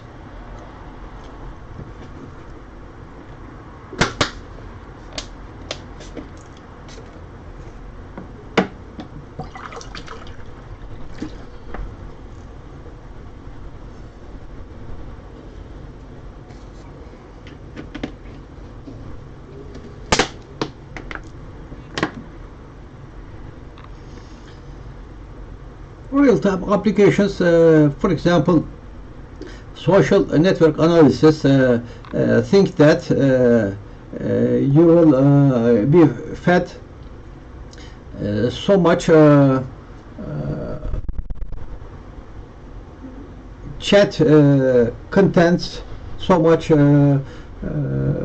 file transfers or file exchanges, or so much chat text, or so much transportation systems in real time, in the real world. I mean vehicles in terrestrial or marine way, or aviation way, or biology and computer networks. So far they have already used that social network analysis already, and here I'd like to give an idea about the possible areas, how come they can be used, and it is up to you to improve your imagination so as to apply this graph theory, this topology maps for other parts, other scientific areas, or other real-world applications. One of them is social network analysis. Influential individuals, communities, and information flow patterns, etc. Just you can guess what can be used for them. For example, Twitter networks, Facebook friendships, and that means huge number of people are concerned, and scientific collaboration networks. What about transport networks? Transport networks at the very first step, it reminded me driverless machines, driverless autonomous vehicles, you guys. So there will be some criteria for establishing a proper autonomous network, and also not only public transit, transit, but also for logistic purposes, to send the substance at the very quickest way, or at the very shortest way, for example, at the quickest time, between locations, critical infrastructures for urgent purposes, emergency purposes, transportation routes, optimizing transportation routes. For example, there have been some redundant routes to be used in urgent cases, so optimizing them would be very useful.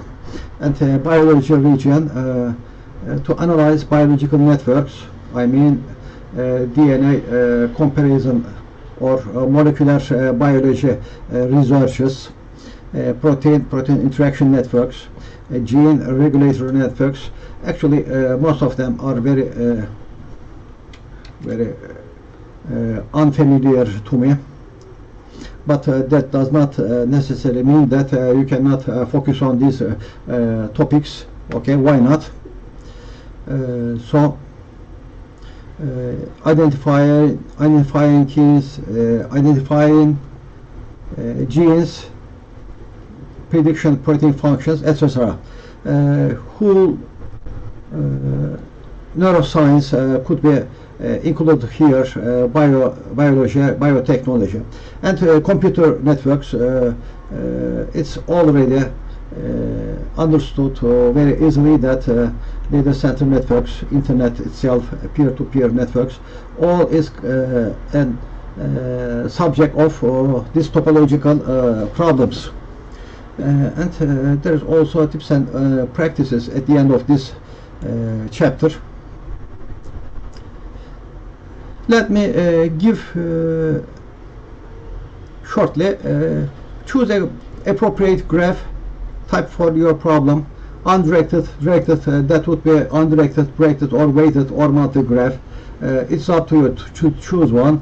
And after that, use a built-in network function such as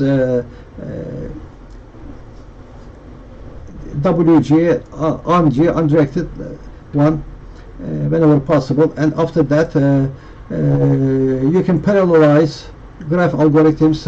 For example,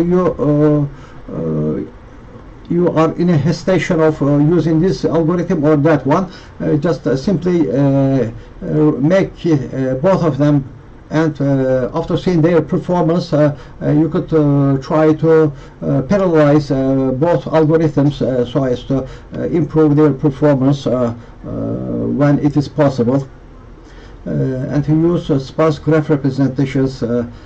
I mean memory efficient handling, because just instead of using the huge large networks, you could prefer to make a subset of that network to make it memory efficient.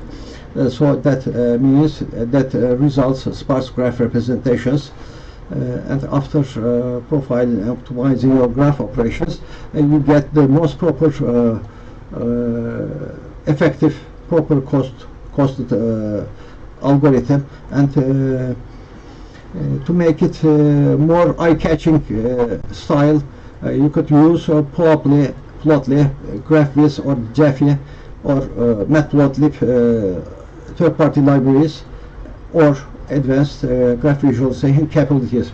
Okay, thank you for your interest and time, you guys.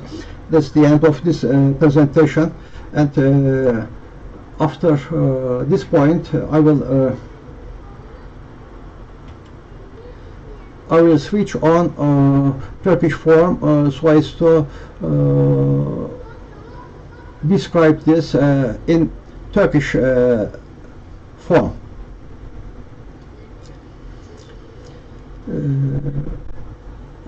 For those who are patient enough to follow up my lecture so far, I would like to thank you once again. Ve şu anda itibaren de Türkçe olaraktan da başka bir kaynaktan, yani Colab'in Introduction to NetworkX diyerekten şu Colab defterindeki, Colab Notebook'taki örnekleri sizlerle paylaşmak istiyorum sevgili arkadaşlar. Belki bakıyorum şu anda istatistiklere, şu andan itibaren muhtemelen bu izleyici kitlenizde bir artış olacaktır. Bu arada sizden bir 5 dakikalık bir break isteyeceğim.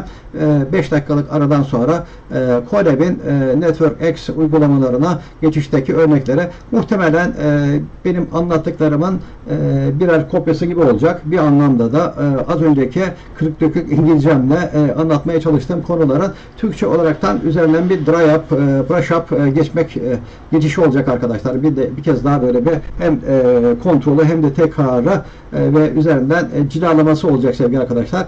Bana bir 5 dakika ara verirseniz kahvemi alacağım ve tekrar geleceğim arkadaşlar. Dönüşümüzde şu Colab'ten itibaren anlatmaya devam edeceğiz arkadaşlar.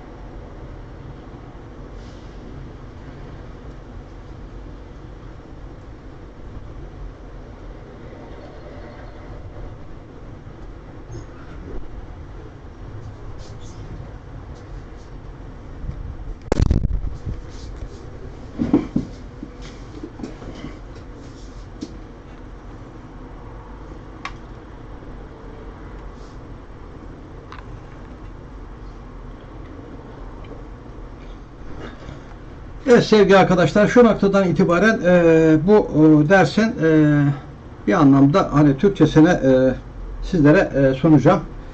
Bu arada hiç kimse bu derslerimizi beğenmiş mi diye bakıyorum.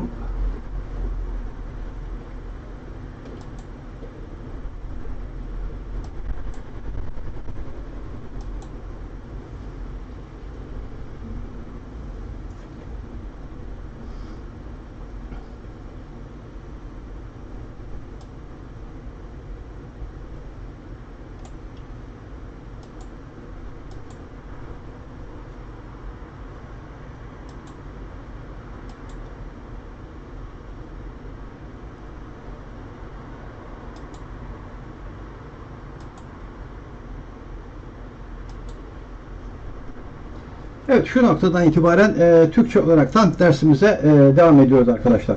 Şimdi hemen bir de şu izahatı yapalım.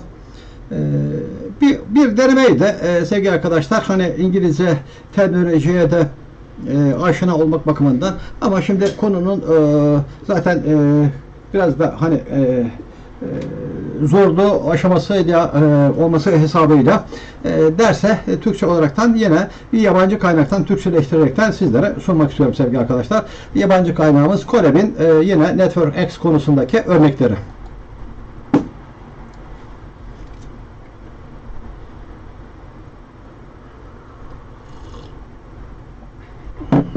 Şimdi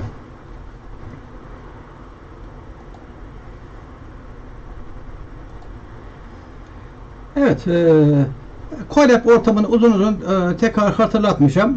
Colab Google'ın Jupyter Notebook'a benzer şekilde bir playground'a oynama havuzu, kum havuzu denilebilen türden Python'ı çalıştırıyoruz. Aslında yeniden bağlanıyor. Şöyle bir refresh edelim. Aslında Colab'i de ben seviyorum. Hatta Jupyter Notebook'ta problem olan kısımlarda Colab'de çıkartmıyor. Kaggle'ı da kullanıyorum. Ancak Kaggle'da işte belli bir kapasiteden sonra size sınırlıyor. Dolayısıyla da burada işte benim derslerimde biliyorsunuz yani 1 saat, 2 saat, 2,5 saat, 3 saatten aşağı olmuyor. Dolayısıyla da sıkıntılı durumlar yaratabiliyor. Ama madem işte ufak değişikliklere ufak dosyaları inceleyeceğiz. Dolayısıyla da herhangi bir tanesini tercih edebiliriz. Burada şunu kastediyorum. Yine Colab'den derslerimize devam edeceğiz. Şimdi NetworkX'e NX olarak tanımlayacağım ve de matplotlib'in benim pyplot'unu plt olaraktan kısaltacağım. Bakın burada artık o kadar detaya girmeden direkt ilgili kitaplıkların importasyonlarını gösteriyorum arkadaşlar. Yani gerekli olan kitaplıkların import edilmesini gösteriyorum. Ve de burada undirected yani yönsüz bir graf oluşturacağız. Yönsüz graf için herhangi bir şekilde böyle işte directed değil diyerekten bir ek olmaksızın oradan dolayı graph klasını çağırıyoruz arkadaşlar. Şimdi burada yaptığımız iş nedir? Graph klasını ben NX'in içerisinden çağırıyorum. Elde ettiğim nesnenin ismine G. Aslında şu anda graf içerisinde herhangi bir not, herhangi bir nokta hap oluşturulmaksızın canvas üzerinde çizilmeye kalksak bomboş bir ekran olacak arkadaşlar. Fakat ben bunun içerisine A, B, C, D, E, F, G noktaları şunları yerleştirmek istiyorum. Ve de bunların da içerisindeki bağlantıları da add edges from diyerekten şu metodu kullanıyorum. Tabii bunun yanında ne kullanıyorduk biz arkadaşlar? Bu ögelerin her birisinin eklenmesi ögelerin arasındaki bağlantılar içinde ayrı ayrı kullanıyorduk. Fakat eğer ki biz topluca hani biraz daha böyle pratik olsun diyerekten topluca ben bu tanımlamayı yaparken add edges from'dan sonra şöyle bir data structure'ı kullanırsam buradaki veri yapısı içerisindeki verileri ben işte şunun içerisinden kullanaraktan sen kenarları ekle metodunu uygulamış oluyorum. Aslında burada bir de ben işte PLT'nin eksenleri de çizmemesi için yani böyle işte normal işte şu uzayda şöyle olması için burada işte eksenleri de off yapıcı hale getiriyorum ki burada off yaptıktan sonra bunu işte yatay eksen, dikey eksen Zaten burada topolojiden bahsederken yatay eksen, dikey eksen diye bir şey olmaz değil mi arkadaşlar? Yani uzaydan bahsediyoruz veyahut da işte bir universe'ten bahsediyoruz. Yani konumunun veyahut da pozisyonunun nasıl olduğu değil, önemli olan işte şeklinin önemli olduğu yerden bahsediyoruz arkadaşlar. Yani onu belli bir konuma yerleştirmiyor ki zaten şeyde uzayda ya da işte topoloji uzayında herhangi bir referans noktamız veyahut da işte bir direngi noktamız olmayacak. Sadece onun moleküler yapısı gibi veyahut da işte bunun topolojik yapısı söz konusu olacak sevgili arkadaşlar. Onun için PLT off yaptım. Ve de burada network'ün içerisinde Draw NetworkX metodunu çağırıyorum. Bakın aslında şu alternatiflerden bir tanesi. Draw NetworkX kendi içerisinde built-in API'larından bir tanesi. Dolayısıyla ben bunu kullanırken işte bunu çağırırken diyorum ki G'yi kullan diyorum. Yani G'de zaten şu artık pipeline yöntemi diyoruz ya hani bir önceki komutta göre artık buradaki G çok değişmiş. Mahiyet itibariyle şunlar katılmış diyorum. Burada işte G'yi çağır diyorum. Burada da pozisyonda diyorum ki işte NX Spring Layout'u kullan diyorum burada. Ve de onu işte tohumlamasını 0 seç diyorum. Şimdi şuradaki kimi ekstralar tabii şöyle olabilir. Demek ki hocam bunun çok fazla seçeneği varmış hani kullanabileceğimiz. Evet arkadaşlar yani hepsini kullanmak zorunda değiliz ama kullanılan her bir seçenek eğer bilinçli olaraktan onun nasıl olması gerektiği de seçiliyorsa bizim grafiğimizi daha böyle yakışıklı hale getirecektir. Daha böyle işte göze çarpar ve de bilgi taşıyan diğerlerinden ayırt edici özelliği olan bir grafik hale getirecektir arkadaşlar. Ama şartlı değil işte burada note size 600 olsun diyorum. Cool warm türü bir işte renk seç diyorum veyahut da işte burada font color'da işte white olsun diyorum. İşte beyaz olsun işte şunların renklere vesaire işte font büyüklüğü şu kadar olsun. Tabi bunlar işte okunabilirlik açısından test edilmiş en uygun böyle proper dediğimiz bir seçenekler sevgili arkadaşlar. Şu komutun ben hemen icra edilmesini sağladığımda hemen ne yapıyor sevgili arkadaşlar? Burada aslında işte diyor ki ben işte şu komutları uyguladım diyor. Burada da işte ben not bağlantısıyla ilgili bir saçılma metodunu kullanaraktan şöyle bir grafiği bana elde verdi arkadaşlar. Hemen aslında daha önceki İngilizce kısmında da bunu görmüşsünüzdür. İşte buradaki kullandığı nedir? Yönsüz grafı kullandım. Bakın ok işaretleri falan yok.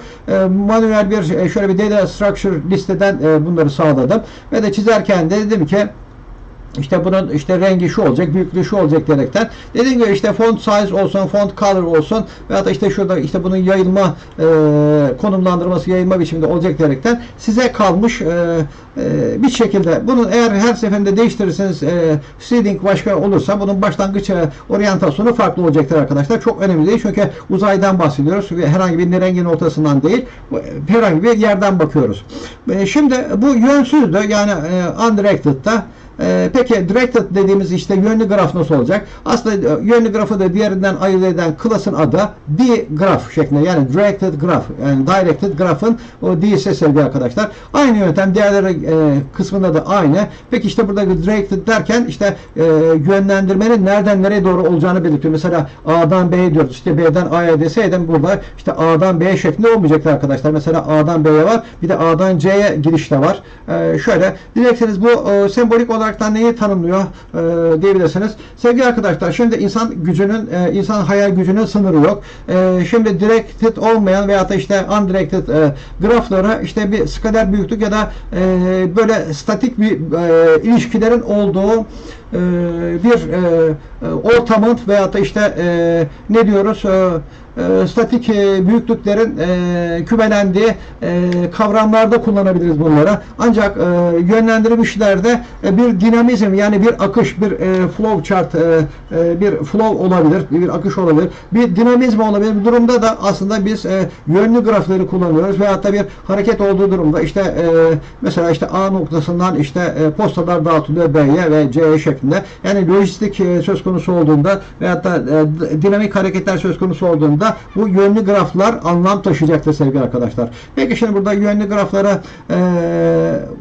çizerken de A'dan B'ye, A'dan C'ye, B'den D'ye. Bunlar tamamıyla keyfi sevgili arkadaşlar. Sizin işte siz olaya baktığınızda sizin olayda size verilecek olan çetelede yer alacak veriler. Ama az önce ki dersin son saatlerinde, son dakikalarında şunu söylemiştim. Eğer bunlar bir dictionary yapısı halinde, JSON dosyası halinde falan verilirlerse bunların çok kolaylıkla script içerisine işte veyahut da işte algoritma içerisine aşılanması, zerk edilmesi çok daha kolay olacaktır arkadaşlar. Yani her seferinde çok diyoruz ki çok karmaşık algoritmalardan bahsediyoruz. Diyebiliriz ki işte şu kümelenmelerin yer aldığı işte alt cluster mesela işte şu dictionary yapısı altında, diğeri de şu dictionary yapısı altında. Bunlar aslında ayrı ayrı gruplandırılabilir. Bu yönlülerde de işte bu yönün tanımlanması ona göre anlam kazanacaktır sevgili arkadaşlar. Burada tabi işte color map var, cool warm ya da işte font büyüklüğü. Bunları da tekrar burada hatırlatmaya gerek yok. Şimdi bir tane daha bir kavram vardı. O da weighted graph'tı. Yani bağlantılar arasında bir takım anlamlı büyüklüklerin yer aldığı veyahut da iki tane not dediğimiz bu arasında dinamik olsun, statik olsun, belirli bir ağırlığın, belirli bir kuvvetin, belirli bir işte atraksiyonun, çekim gücünün olduğu noktaları da belirtmek üzere ben bu weighted graph'ı kullanabiliyorum. Weighted graph aslında işte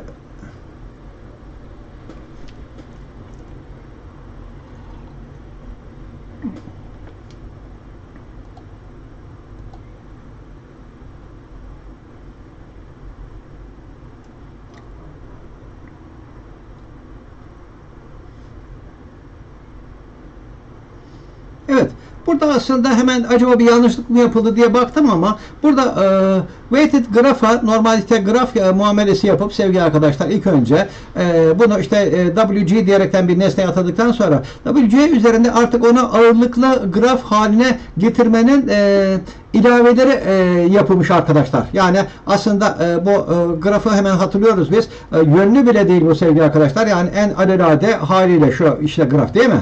Ben bunun üzerine eğer ağırlıkları manuel olaraktan eklersem, merhaba Burak Kaya. İngilizce kısmını geçirdin herhalde.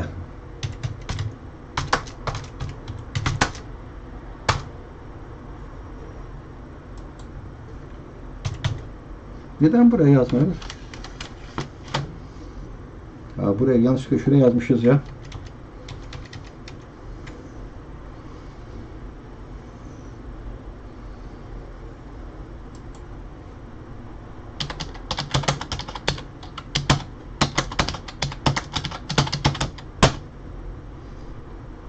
İngilizce kısmında var mıydı Burak?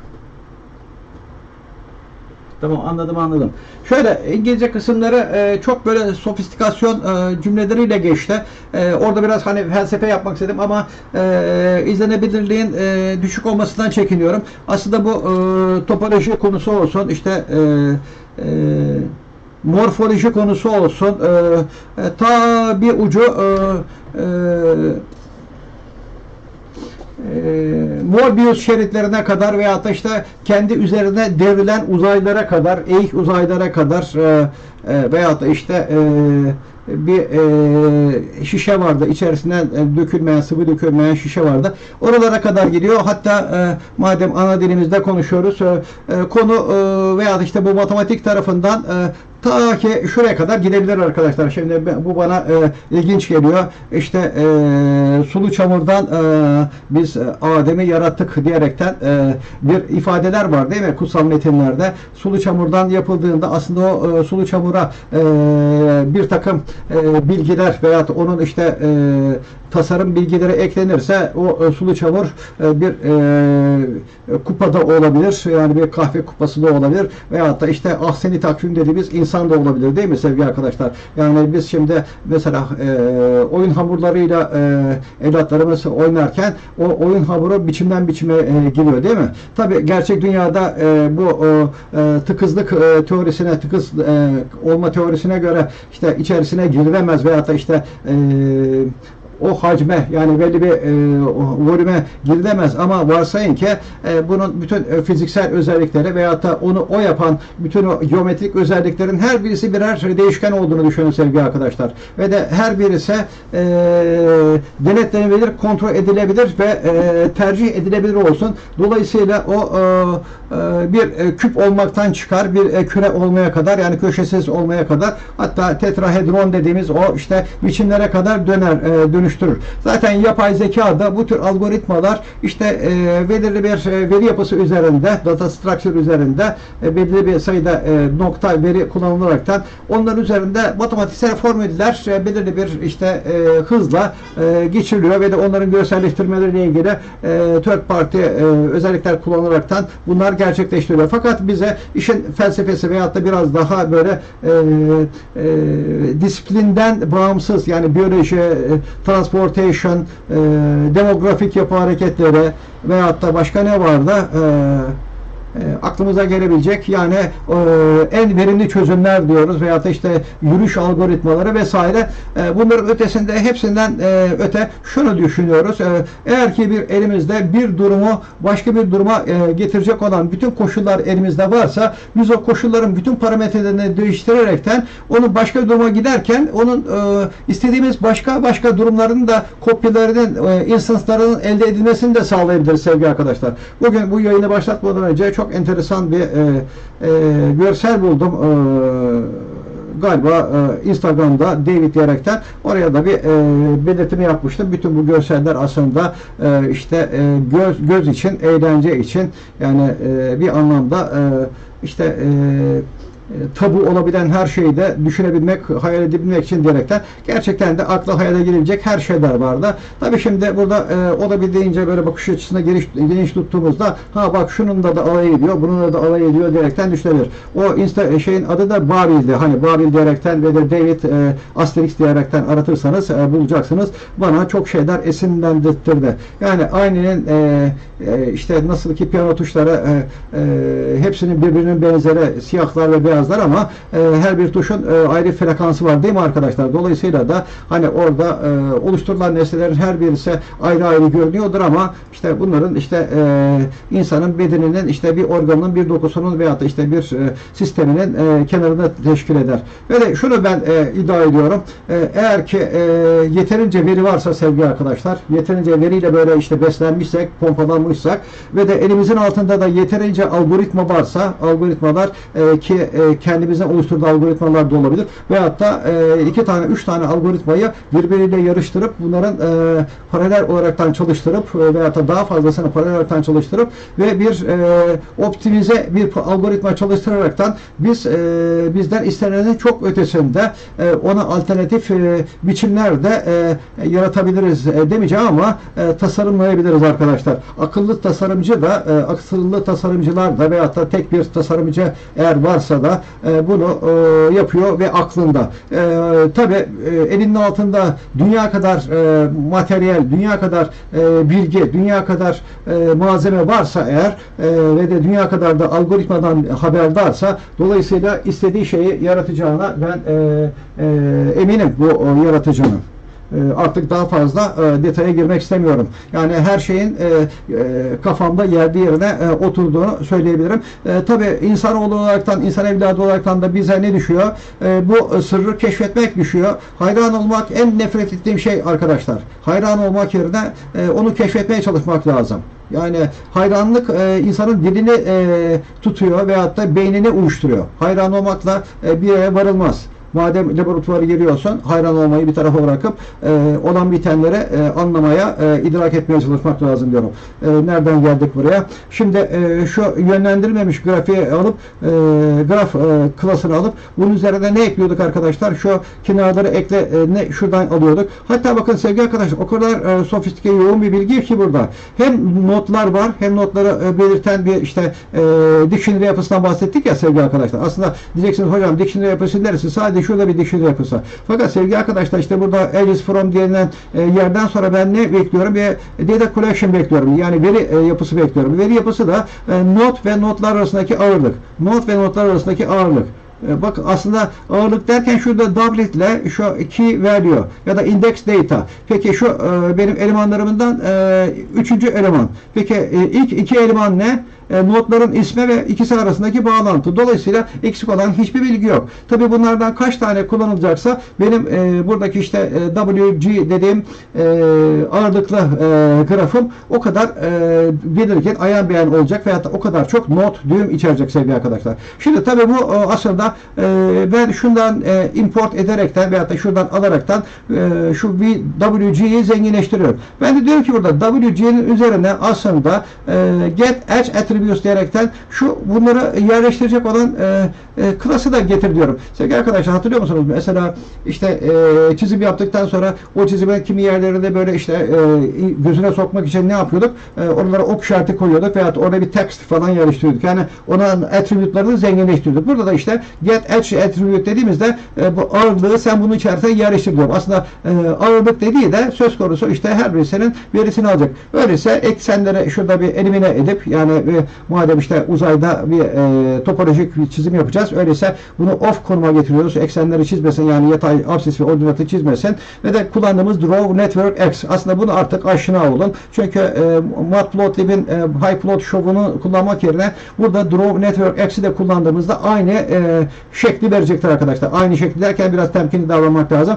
Oryantasyon olaraktan birbirinden birazcık farklı olduğunu İngilizce kısmında anlattık. Aynı komutu, aynı dataseti kullanıyoruz. Fakat birisinde şöyle yerleşik yapıyor, birisinde şöyle yerleşik yapıyor. Bunun da hemen sebebine, sebep sonuç ilişkisine bakaraktan deterministik düşünceye diyoruz ki demek ki NetworkX'te, Draw NetworkX'te onun yerleşimiyle ilgili bir oryantasyon işte şöyle kabul ediyor olabilir. Ya da işte saat ibresi yönünde ya da saat ibresinin ters yönünde diyerekten bir kavramlar var ya. Demek ki Matplotlib'te de ters yönde başlatıyor. Dolayısıyla da birisinin oryantasyonu diğerinkiyle birbirinden azıcık farklı oluyor. Ama yapısı, structure, notlar falan aynı oluyor sevgili arkadaşlar. Dolayısıyla da burada ikisini yapıp içeri kontrol etmekte fayda var sevgili arkadaşlar. Şimdi burada tabi WC bu bilgiyi taşıyor fakat bu yerleşimle ilgili yani pozisyonla ilgili Spring Layout'u almamız lazım. Spring Layout'ta mesela toplamayı seed yaptım. Bunu birkaç şeyle deneyebilirsiniz arkadaşlar. Yani rakamı değiştirerekten acaba bunun şekli şemali nasıl oluyor diyerekten. Not büyüklüğü 600 piksel. İşte color map işte cool warm olsun. Bunu işte color map'in seçeneklerinden olabilir diyerekten seçenek yapıp bir sorgulama yapıp bunu da seçebilirsiniz. İşte font büyüklüğü 14. Bunların hepsi kozmetik yani görsel değişiklikler. Peki neticede ne yapıyor? Bana bunu çizecek değil mi? Öyleyse NetworkX Edge Labels'ı da çizdirsin diyorum. Burada da işte şu seçenekleri belirtiyorum. Bunun üzerine artık uzun uzun gitmiyorum. Tıkır tıkır bana işte şu verileri yazıyor bana. İşte şunun arasında text işte şu aslında şöyle bir büyüklük diyor. Şu noktadan şu noktaya diyor. Aslında o da bana işte bir 10 gibi bir büyüklüğü veriyor. Yani şurasını kastediyorum ben. Bakın aralarına şu enteresan bir notasyonla göstermiş. Şu notasyonun sebebi hikmeti nedir arkadaşlar? Sebebi hikmeti burada işte standart graf üzerine ben kenarları ekle derken şu ağırlıkları verip bu ağırlıklar hala başka türlü de olabilir. Yani düz yazılı da olabilir. Ama burada get edge attributes dediğimde bunu üzerine işte yöne göre işte yerleştirmiş oluyor sevgili arkadaşlar. Şunun arasında artık bunun oryantasyonu da işte 60 oluyor. Diğerleri de bu şekilde. Ve de bunu yazdığımızda aslında yazdırmıyoruz elbette ama bunu içerdiği bilgi de işte burada işte kaç tane nottaki o nokta varsa 1, 2, 3, 4, 5, 6 tane veriyi de bize vermiş oluyor. Aslında şurada text bunun işte x koordinatı ve y koordinatı onun aralarındaki yani tam konum olaraktan büyüklüğünü veriyor. İşte bu weight'i karşılık veriyor sevgili arkadaşlar. Şöyle biraz öncekinden daha önce gösterdiğimizde biraz daha farklı bir notasyon. İşte şu noktada işte bu mahallenin ismi şu diyerekten istersek isimlendirebiliriz ama gözünüz önüne geldi değil mi? Yani bu bir coğrafik bir konumlandırma olabilir ve hatta bir yerde bir şehrin nüfusları olabilir veyahut da büyüklüğü olabilir. Başka ne olabilir işte çeşitli komüniteler olabilir. Kendi aralarında böyle benzerliklere, heterojenliği de içeren, homojenliği de içeren olabilir. Yani aslında elimizin altında herhangi bir büyüklük varsa o büyüklükleri ister nümerik olsun, ister kategorik, ister boolean olsun onları anlamlı bir set halinde veyahut da anlamlı böyle bir topoloji oluşturacak hale getirebiliriz. Neden topolojik hale getiriyoruz? Sevgili arkadaşlar aslında topoloji bize ne söylüyor? Topolojinin anlamını şurada haliyle ben tabii bu konu uzmanı değilim.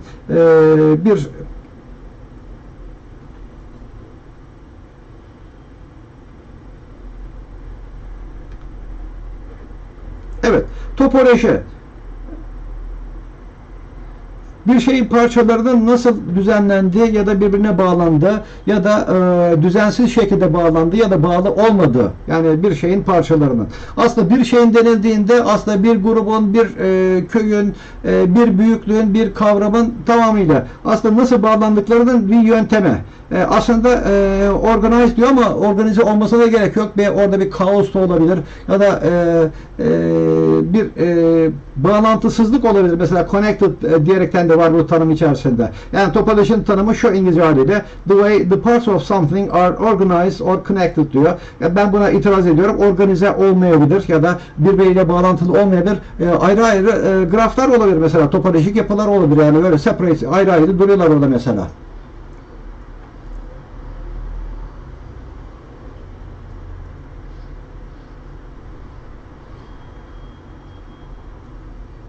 Evet.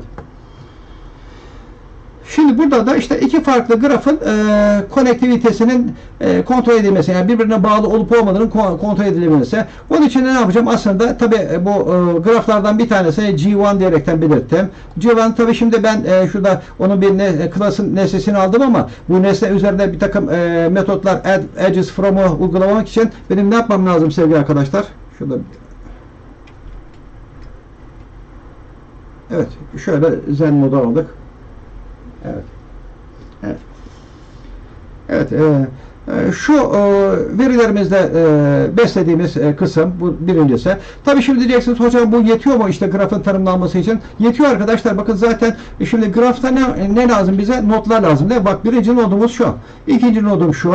Üçüncü nodum şu. Dördüncü nodum şu. Peki bu notları birbiriyle nasıl bağlıyorum? Aslında bu notlar birbirine bağlanmıyor. Bu notları ben verdiğim zaman buradan add edges from denilen şu metot çalışıyor sevgili arkadaşlar. Ve de G1 üzerinde bir metot uygulandığı için bu yeni bir data haline geliyor. Dediğim gibi aslında bu pipeline yöntemi uygulandığında bu G1 buradaki G1'dan farklı. Yani üzerine artık nümerik şeyler konulmuş. Şurada bunu yazdırmaya kalksam canvas bomboş çıkacak. Burada zaten onları test ettik. Daha önceden anlattım bir dersin ilk kısmında. Burada da artık bu notlar tezahür etmeye başlayacak sevgili arkadaşlar. Burada şimdi ben diyeceğim ki işte graf bir kone bağlı mı diyerekten aslında şimdi bağlı mı derken şurada elemanların arasında ne arayacak arkadaşlar? Bir korelasyon arayacak. Yani orada bir işte connection arayacak. Burada metodumuz aslında çok kolay. Ben şimdi burada bağlı mı diyerekten soruyorum ama şuradaki yerine koyma interpolasyon yöntemiyle bunun cevabını zaten nx is connected diyerekten bir sorguluyorum. Is connected ne demek biliyor musunuz? Bunun cevabını true ya da false olaraktan verecek. Bağlı mı diyorum. Aslında bağlı mı derken bunun altındaki o buzların altındaki API'da belirttiği şey acaba son elemanlar birbirine hiç eşit var mı? Ha bak 3 1 var. Bundan sonrası yok. Mesela şunda sadece şunda şu bağlı, şunda da şu bağlı. Şimdi gözümüzün önüne aslında getirebiliyoruz. Böyle hani uzayda onun o moleküler yapısına gözümüzün önüne getirebiliyoruz ama buradan getireceği tek cevap, geri döndüreceği cevap true ya da false olacak sevgili arkadaşlar. Okay? Şimdi burada graf bir bağlamı diyerekten bunun cevabını aldım. Peki şimdi keyif benim değil mi? Biraz daha böyle verilere azıcık değiştirip şurada mesela işte 4'e 5 değil de 1'e 4 deyip bu sefer de ben aynı sorgulamayı burada G2 üzerinde de yapmak isteyebilirim arkadaşlar.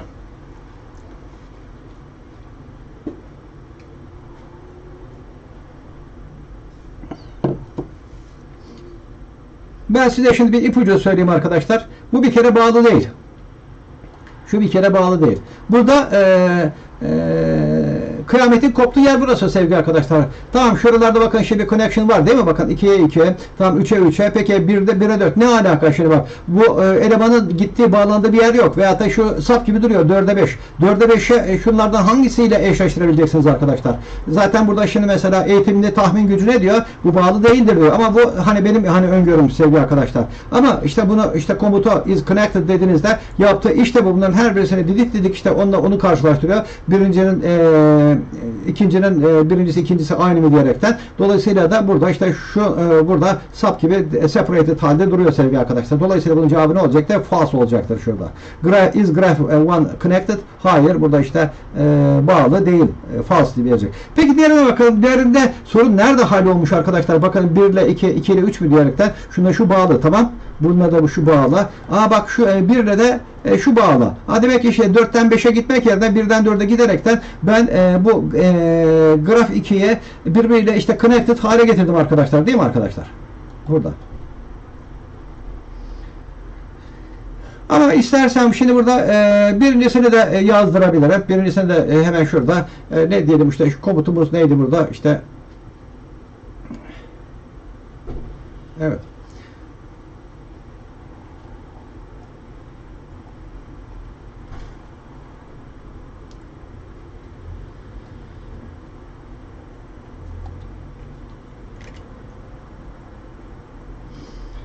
Burada çok fazla şeye detaya hiç girmeden sevgili arkadaşlar, yani buna işte kozmetik değişiklikler falan girmeden hemen şöyle şuna aç parantez G1 diyerekten yazdırmak istiyorum.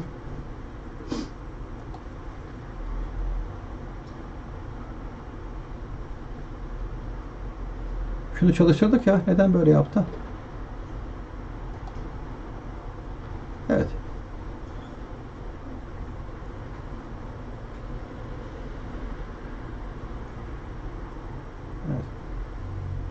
Aslında evet burada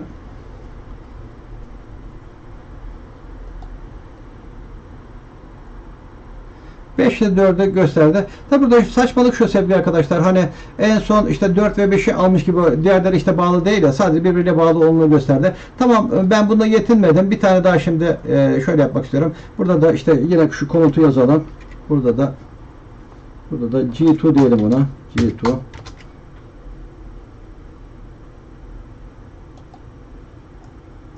Pardon ya, şunu görmemişiz ya. Burada da iyice gözü sokarcasına ayrı ayrı separate göstermiş arkadaşlar. Aslında kusura bakma, hani küçültmediğim için öyle oldu. İşte şu ayrı dedi ya hani işte bu G1 birbiriyle, aslında şunun hepsi birden G1 sevgili arkadaşlar. Şu birinci kanvasının içerisindeki şu çizimin hepsi birinci bu G1. Dolayısıyla da aslında işte 1, 2, 3 tamam birbiriyle connected ama 4 ve 5 ayrı separated durumda. Dolayısıyla burada işte bağlı mı diyerekten buluyor ifadenin sonucu burada false. Burada da görüyoruz. Peki hemen burada arkasından G2'yu yaptıydım. Bakın burada işte G2'da da işte hepsi birbirine bağlı oldu. Mesela şimdi burada diyeceksiniz hocam işte az öncekinden farklı. Tabii arkadaşlar mesela bu 1'e 4 dedik de burada da mesela 1'e 5 de diyebilirdim. Veyahut da işte burada bir tane daha ekledim mesela cinslik olsun diye. Burada da işte ne diyelim işte 1'e 5 de var mesela. 1'e 5 var.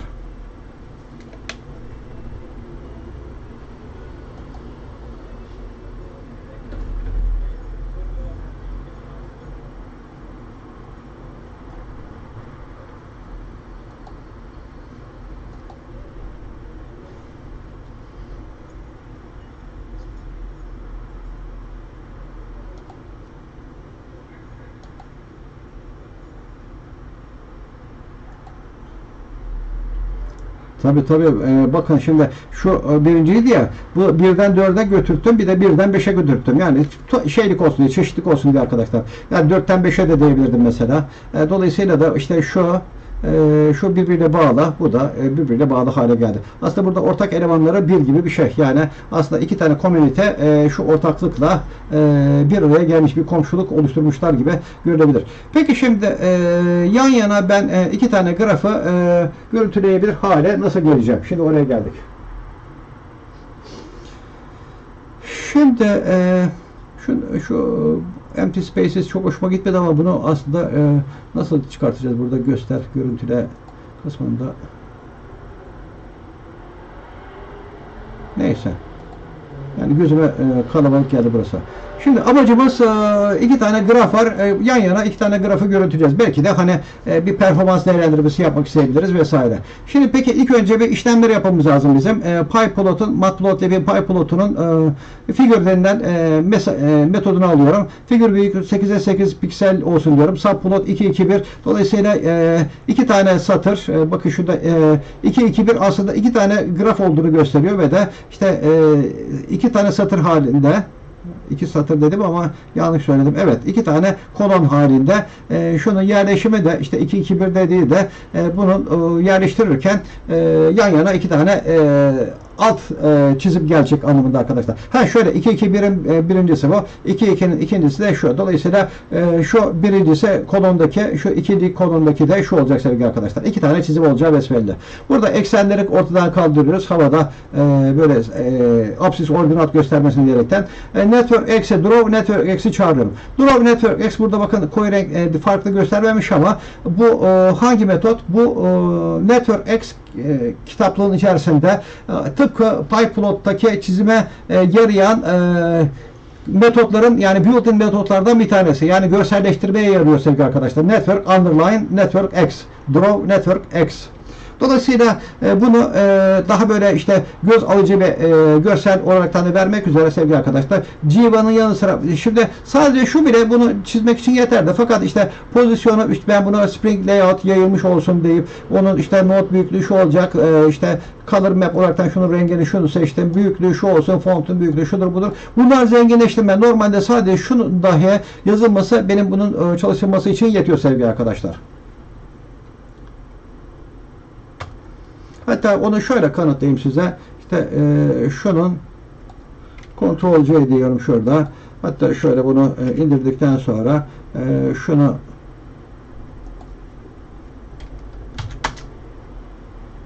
burada da hepsini altına liste yaptım şöyle. Hiçbir şey yok.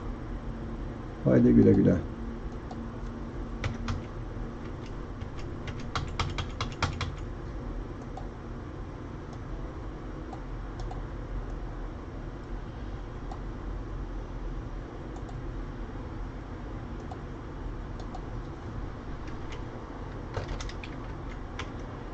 Evet. Aynı şekilde de şunu da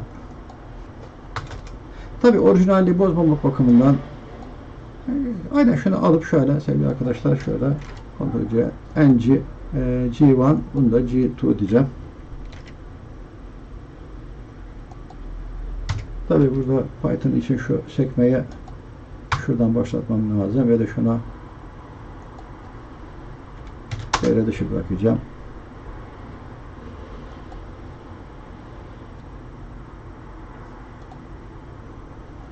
Nereden çağırdı bunu?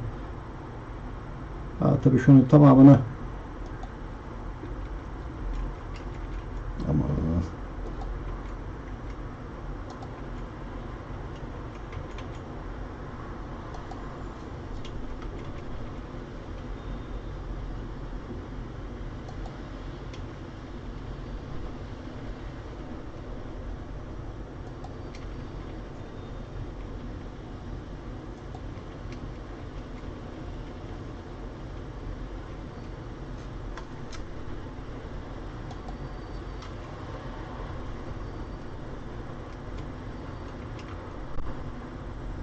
aslında şimdi çalışması lazım.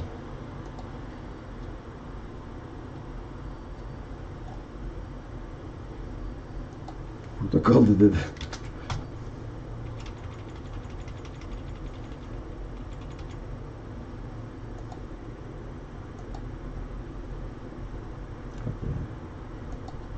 Şöyle kurtulalım şuradan.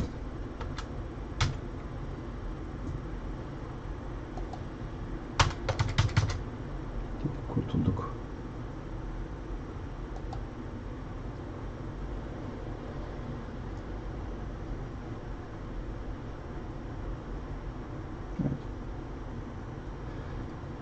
Birincisi şu ayrı ve de ikincisi de ayrı. Bakın en minimal halde dahi neyi yazmış oldu? Şunların üzerindeki işte Draw NetworkX varsayılan büyüklükleriyle yazmış oldu. Dikkat edin, bir şey çekti mi? Demek ki varsayılan olaraktan bunu işte mavi siyah mürekkeple ve de mavi background'la bunu varsayan olaraktan belirtiyor arkadaşlar. Yani siz olun, hani şunların hepsini hatırlamıyor olabilirsin sevgili arkadaşlar, şu seçeneklerin hepsine. Yani işte bunun pozisyonu, yerleşimi şu olacak, böyle olacaktır diyerekten sadece işte şu haliyle Draw Network G2 ya da işte G1 diyerekten belirttiğinizde de bu çizimin aynısını gerçekleşecek. Burada başka bir şekilde hani tek bir komutla bunu devre dışı bıraktım. Şöyle tek komutla, hashtagle sadece şunu çalıştırdım. Burada da işte şunların hepsine bunlar dokümante edilmeyecek dedim, yani bunlar belirtilmeyecek dedim, çalıştırılmayacak dedim. Dolayısıyla da şurada elde etmiş oldum arkadaşlar. Şöyle bir tane daha bir örneğimiz var. Burada yönsüz olan bir G ile yönlü birinin derecesine bakacağım. Bunun düğüm noktasının derecesine bakacağız. Şimdi derece ne demekmiş? Aslında şöyle hemen hatırlayalım. Yönsüz graf ve yönlü grafik aslında birbirlerinden ok işaretleriyle ayrılıyorlar. Yönlü grafiği şöyle düşünebiliriz. Bir vektörel ya da işte tensör bir büyüklük veyahut da tensör olaraktan bir anlamı olan veyahut da bir dinamizm, bir dinamik bir eylem ifade eden durumlarda yönlü grafikler, yani bir yerden bir yere akış ya da bir aktarma, bir yönlü eylem söz konusu olduğunda, dinamik eylem olduğunda bu grafiklerimizi directed grafik diyerekten oluşturabiliyoruz. Peki yönsüzlerde de işte normal G diyerekten bunu hallediyoruz. Burada da DG dediğimizde veyahut da DG dediğimizde işte burada işte grafı directed olaraktan oluşturuyor. Birincisi şöyle directed graf, ikincisi normal işte graf, ikincisinde de directed graf. Peki hemen şöyle baktığımızda hemen şöyle görüyoruz ki işte ikine dair verileri ben vermişim sevgili arkadaşlar. Arkasından da bir metot çağırıyorum bu G üzerinde, yani işte grafın üzerinde. Çağırdığım metot da degree. Aslında degree işte resmen işte onun derecesi anlamında. Şunu biraz daha büyütürsek şöyle. Burada birincisine ait hesaplamayı alacak, getirecek arkadaşlar.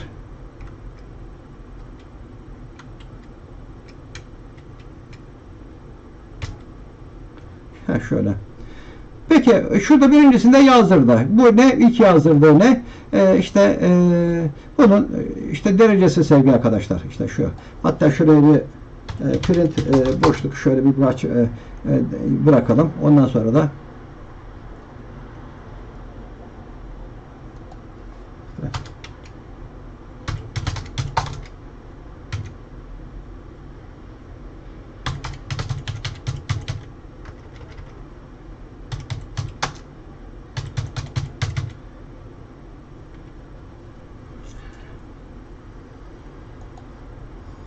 undirected değil dedim.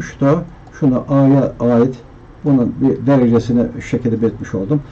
Diyeceksiniz işte bu derece nedir? Bunu kavram olaraktan bilelim arkadaşlar. Şimdi diğer ikisinde ise, şunda ise directed graph'ta ise işte şunu belirttikten sonra bakın işte directed'de şöyle bir notasyonla belirtiyorum bunu. Directed'de işte A noktasının işte eksi A'nın durumu 0 ama işte artı A'nın durumu 2 diyerekten burada da yaptığı şey ne gene? Bu sefer directed graph'ı alıp directed graph'ın üzerinde ben kenarlara ait bilgilere sen şuradan al diyorum sevgili arkadaşlar. Peki şimdi bakıyorum ben ikisinde de aslında aynı. İkisinde de aynı BD, BE, CF, DF. Peki burada bu fark nereden çıktı? Veyahut da bu değişkenlik nereden çıktı? Aslında değişkenlik birincisiyle ilgili yok. Veyahut da ilkinin yerleşimiyle ilgili değil. Ama diğerinde olacak arkadaşlar. O da şöyle. Bana baktığımızda işte A'daki derece şu, A'nın giriş derecesi veyahut da içteki bu, veyahut da A'nın çıkış veyahut da dışarı doğru olan derecesi de bu. Aslında bir tek burada şunu görüyoruz. Şimdi burada yönlü değil. Fakat burada yönlü olduğunda A'dan B'ye veyahut da A'dan diğerlerine doğru giderken sevgili arkadaşlar bir işte bir tensör misali veyahut da işte arrowhead gibi ok içinin ok ucunun gittiği nokta var ya. Dolayısıyla onun gittiği yerle ilgili bir büyüklük oluyor bu sevgili arkadaşlar. Şöyle. Buna da artık madem öyle buraya da işte directed graph diyelim veyahut da şuraya diyebiliriz.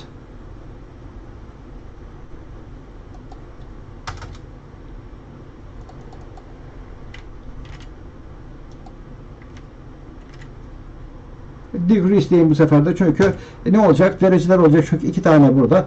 Yönsüzde sadece A ile tercih ediyorduk. Burada da işte söz konusu directed bu ya. Neden undirected dedi ki? İşte directed, bu sefer de directed'de işte şurada bunu vermiş olduğu şundan. Şimdi bunun üzerinde işte komutu uyguladığımız zaman da o okuyucunun gittiği yerde şu veriyi görecektir sevgili arkadaşlar. Peki şimdi ben bunu çizmek istiyorum hani G olaraktan. Değerlerine baktığımızda bu sefer de eğer ki ben bunu font color'ına işte şunun rengini değiştirirsem, font büyüklüğünü değiştirirsem, bu görselleştirmek için kullandığım fonksiyon sevgili arkadaşlar. Yani draw NetworkX. Şu şekilde göstermiş oldu sevgili arkadaşlar. Peki burada madem undirected olaraktan bir G'nin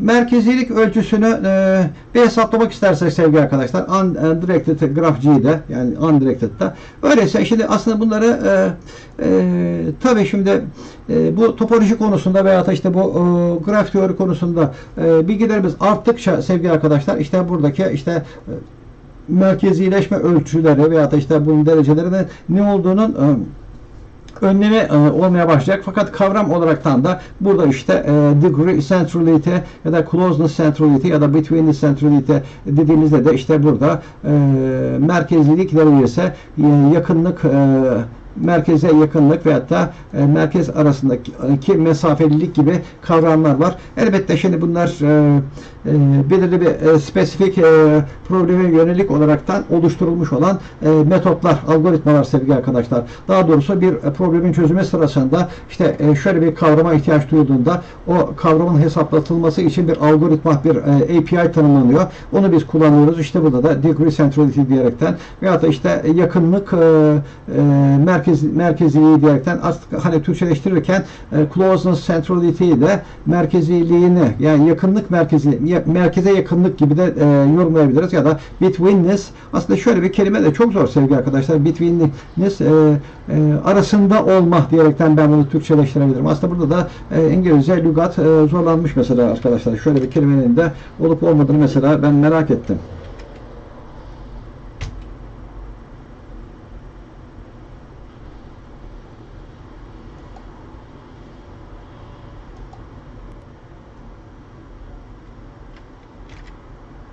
Betweenness diye bir kelime var mı mesela? Ara yerde. Betweenness varmış sevgili arkadaşlar. Her gün yeni bir şey öğreniyoruz. Arada olma. Betweenness. Evet, zaten ness isim veriyor da arada, ikisi arasında olma. Betweenness. Being between both of them diyerekten belki ben çevirebilirdim bunu.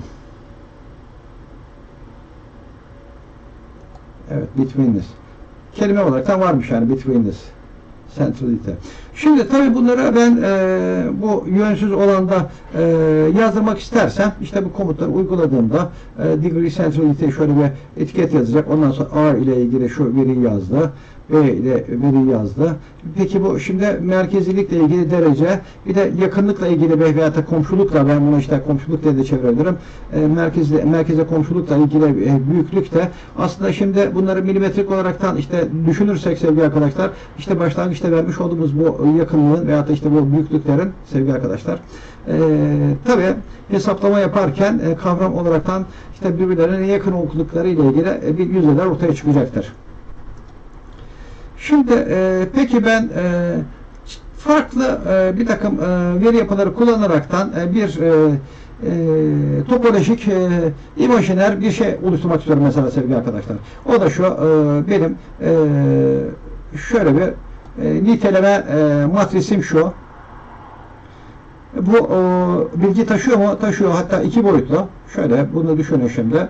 Ve de ben farklı türden veri yapıları kullanaraktan ne gibi? İşte adjacency matrix denilen ya da işte edge list, kenar listesi ya da adjacency list gibi isimlerde farklı veri yapıları kullanaraktan, ki bu veri yapıları bir ya da iki boyutla ya da işte daha fazla boyutlu ya da daha fazla karmaşık yapıda, dictionary yapıda olabilir, veri yapıları olabilir. Bunlar kullanaraktan ben nasıl grafları temsil edeceğim sevgili arkadaşlar. Şimdi buraya geldi sıra. Adjacency metrisimiz şu. Demek ki bunu göz önüne alaraktan bir de şimdi kenar listeleriyle ilgili bir ekstra bilgi de vermem lazım. Yani bu verilerin işte noktası olaraktan tanımlamalarını yaptıktan sonra bunlarla ilgili işte kenar veyahut da işte bitişik olma ilişkileri de içeren veri ikililerini de sağlamam gerekecek sevgili arkadaşlar. Şu. Bu koşul da sağlanmış oldu. Ben şu veriyi de besledim. Başka ne vardı? Adjacency matrix, adjacency list. Bir de adjacency list. Kenar list. Bu edge listi verdik. Kenar listesine. Aslında şu veriyle 3 tane büyüklüğü olan veyahut da 3 tane boyutu olan veriyle bunu hani en boy yüksekliği gibi değil. İşte şu asıl topolojinin omurgasını oluşturan veri şu. Bunların işte haplarıyla ilgili kenar bağlantı listesi şu olacak. Bir de bunun bağlantı listesi de, yani kenar listesi şu olacak, bağlantı listesi şu olacak. Bakın aslında bağlantı listesinde bir dictionary yapısı var değil mi sevgili arkadaşlar? Aslında en önemli olan burada dictionary listesi. Dictionary formdaki liste. Şöyle dedik hani karmaşık topolojik yapılara iş geldiğinde manuel olaraktan girmek yerine bunlar böyle küçük konglomeralar halinde veyahut da işte küçük komüniteler halinde içerdiği verilere göre ayrı ayrı oluşturulabilir. Mesela işte bu işte birinci komşuluğa ait veyahut da birinci komünite ait hassas bilgi olabilir. İşte ikinci komüniteye ait olan hassas bilgi olabilir. Dolayısıyla da bunları biz ayrı ayrı eğer tanımlayabiliyorsak bunun üzerindeki edit yapma, değiştirebilme imkanımız da kolay olacaktır. Dolayısıyla hani bir seferde işte bütün hepsine bir G'nin üzerine ekleme gibi fonksiyon yerine üzerinde implement edilebilir 3 tane veri yapısı var. Peki işte şunu bir çalıştıralım. Ben şu verileri koyduktan sonra şu şekilde ben artık bundan sonra bunu görselleştirebilir veya da bununla ilgili yazdırma, text yazdırma fonksiyonları da icra edebilirim. Onlar bağlı mı değil mi diyerekten Boolean sorgulamalar dahi yapabilirim. Şimdi burada yönlendirilmiş olmayan ve breadth first search dediğimiz, yani her bir noktaya gidilecek. Hani hatırladınız bunu değil mi? Hani bir topolojik haritamız var, topolojik yapımız var ve de buradaki istenen bütün noktalar travers edilerekten ziyaret edilmemiş hiçbir nokta kalmayacak şekilde bir eylem gerçekleştirmemiz gerekiyor. Bunun da algoritmalardan bir tanesi breadth first search diyerekten BFS şeklinde. Bunu da undirected map düzenleyebiliriz. Tabii bunun nasıl yapıldığı ile ilgili örneği de şurada anlatıyorum ben.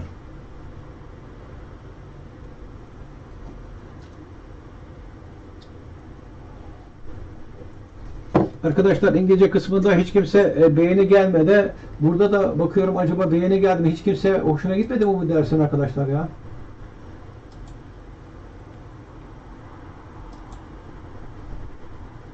Hiç kimsecikler beğenmemiş mi? 4 kişi beğenmiş.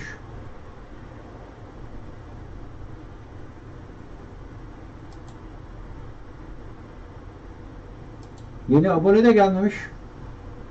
Eğer dersi beğendiyseniz lütfen arkadaşlar ücretsizdir. Abone olun, bildirimleri açın.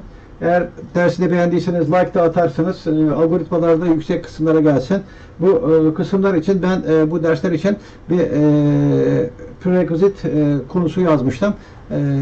Yani klasik Python verisinin üzerine bu ekstra modüllerden SciPy olsun, işte NetworkX olsun, azıcık bir bilgi sahibi olmak lazım. Bunu da zaten burada size anlatıyorum.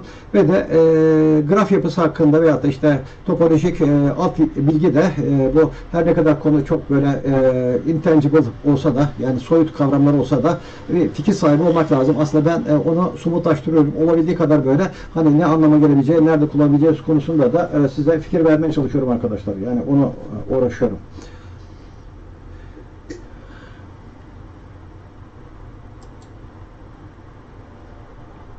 Evet. Burada şimdi işte hepsinin ziyaret edilmesini garanti etmek üzere BFS denilen bir algoritma var. Bu algoritmanın içinde kavramımız A noktasından başlayacak diyerekten. Aslında tahmin etmişsinizdir. Gidilmedik hiçbir yer bırakmayacak şekilde bilgisayar programlama bilgisayar mühendisliğinde bu belli sorulardan bir tanesidir arkadaşlar. Yani işte pattern'da geçiyor. Bütün satıcı, seyyar satıcının bütün notlara gitmesi lazım.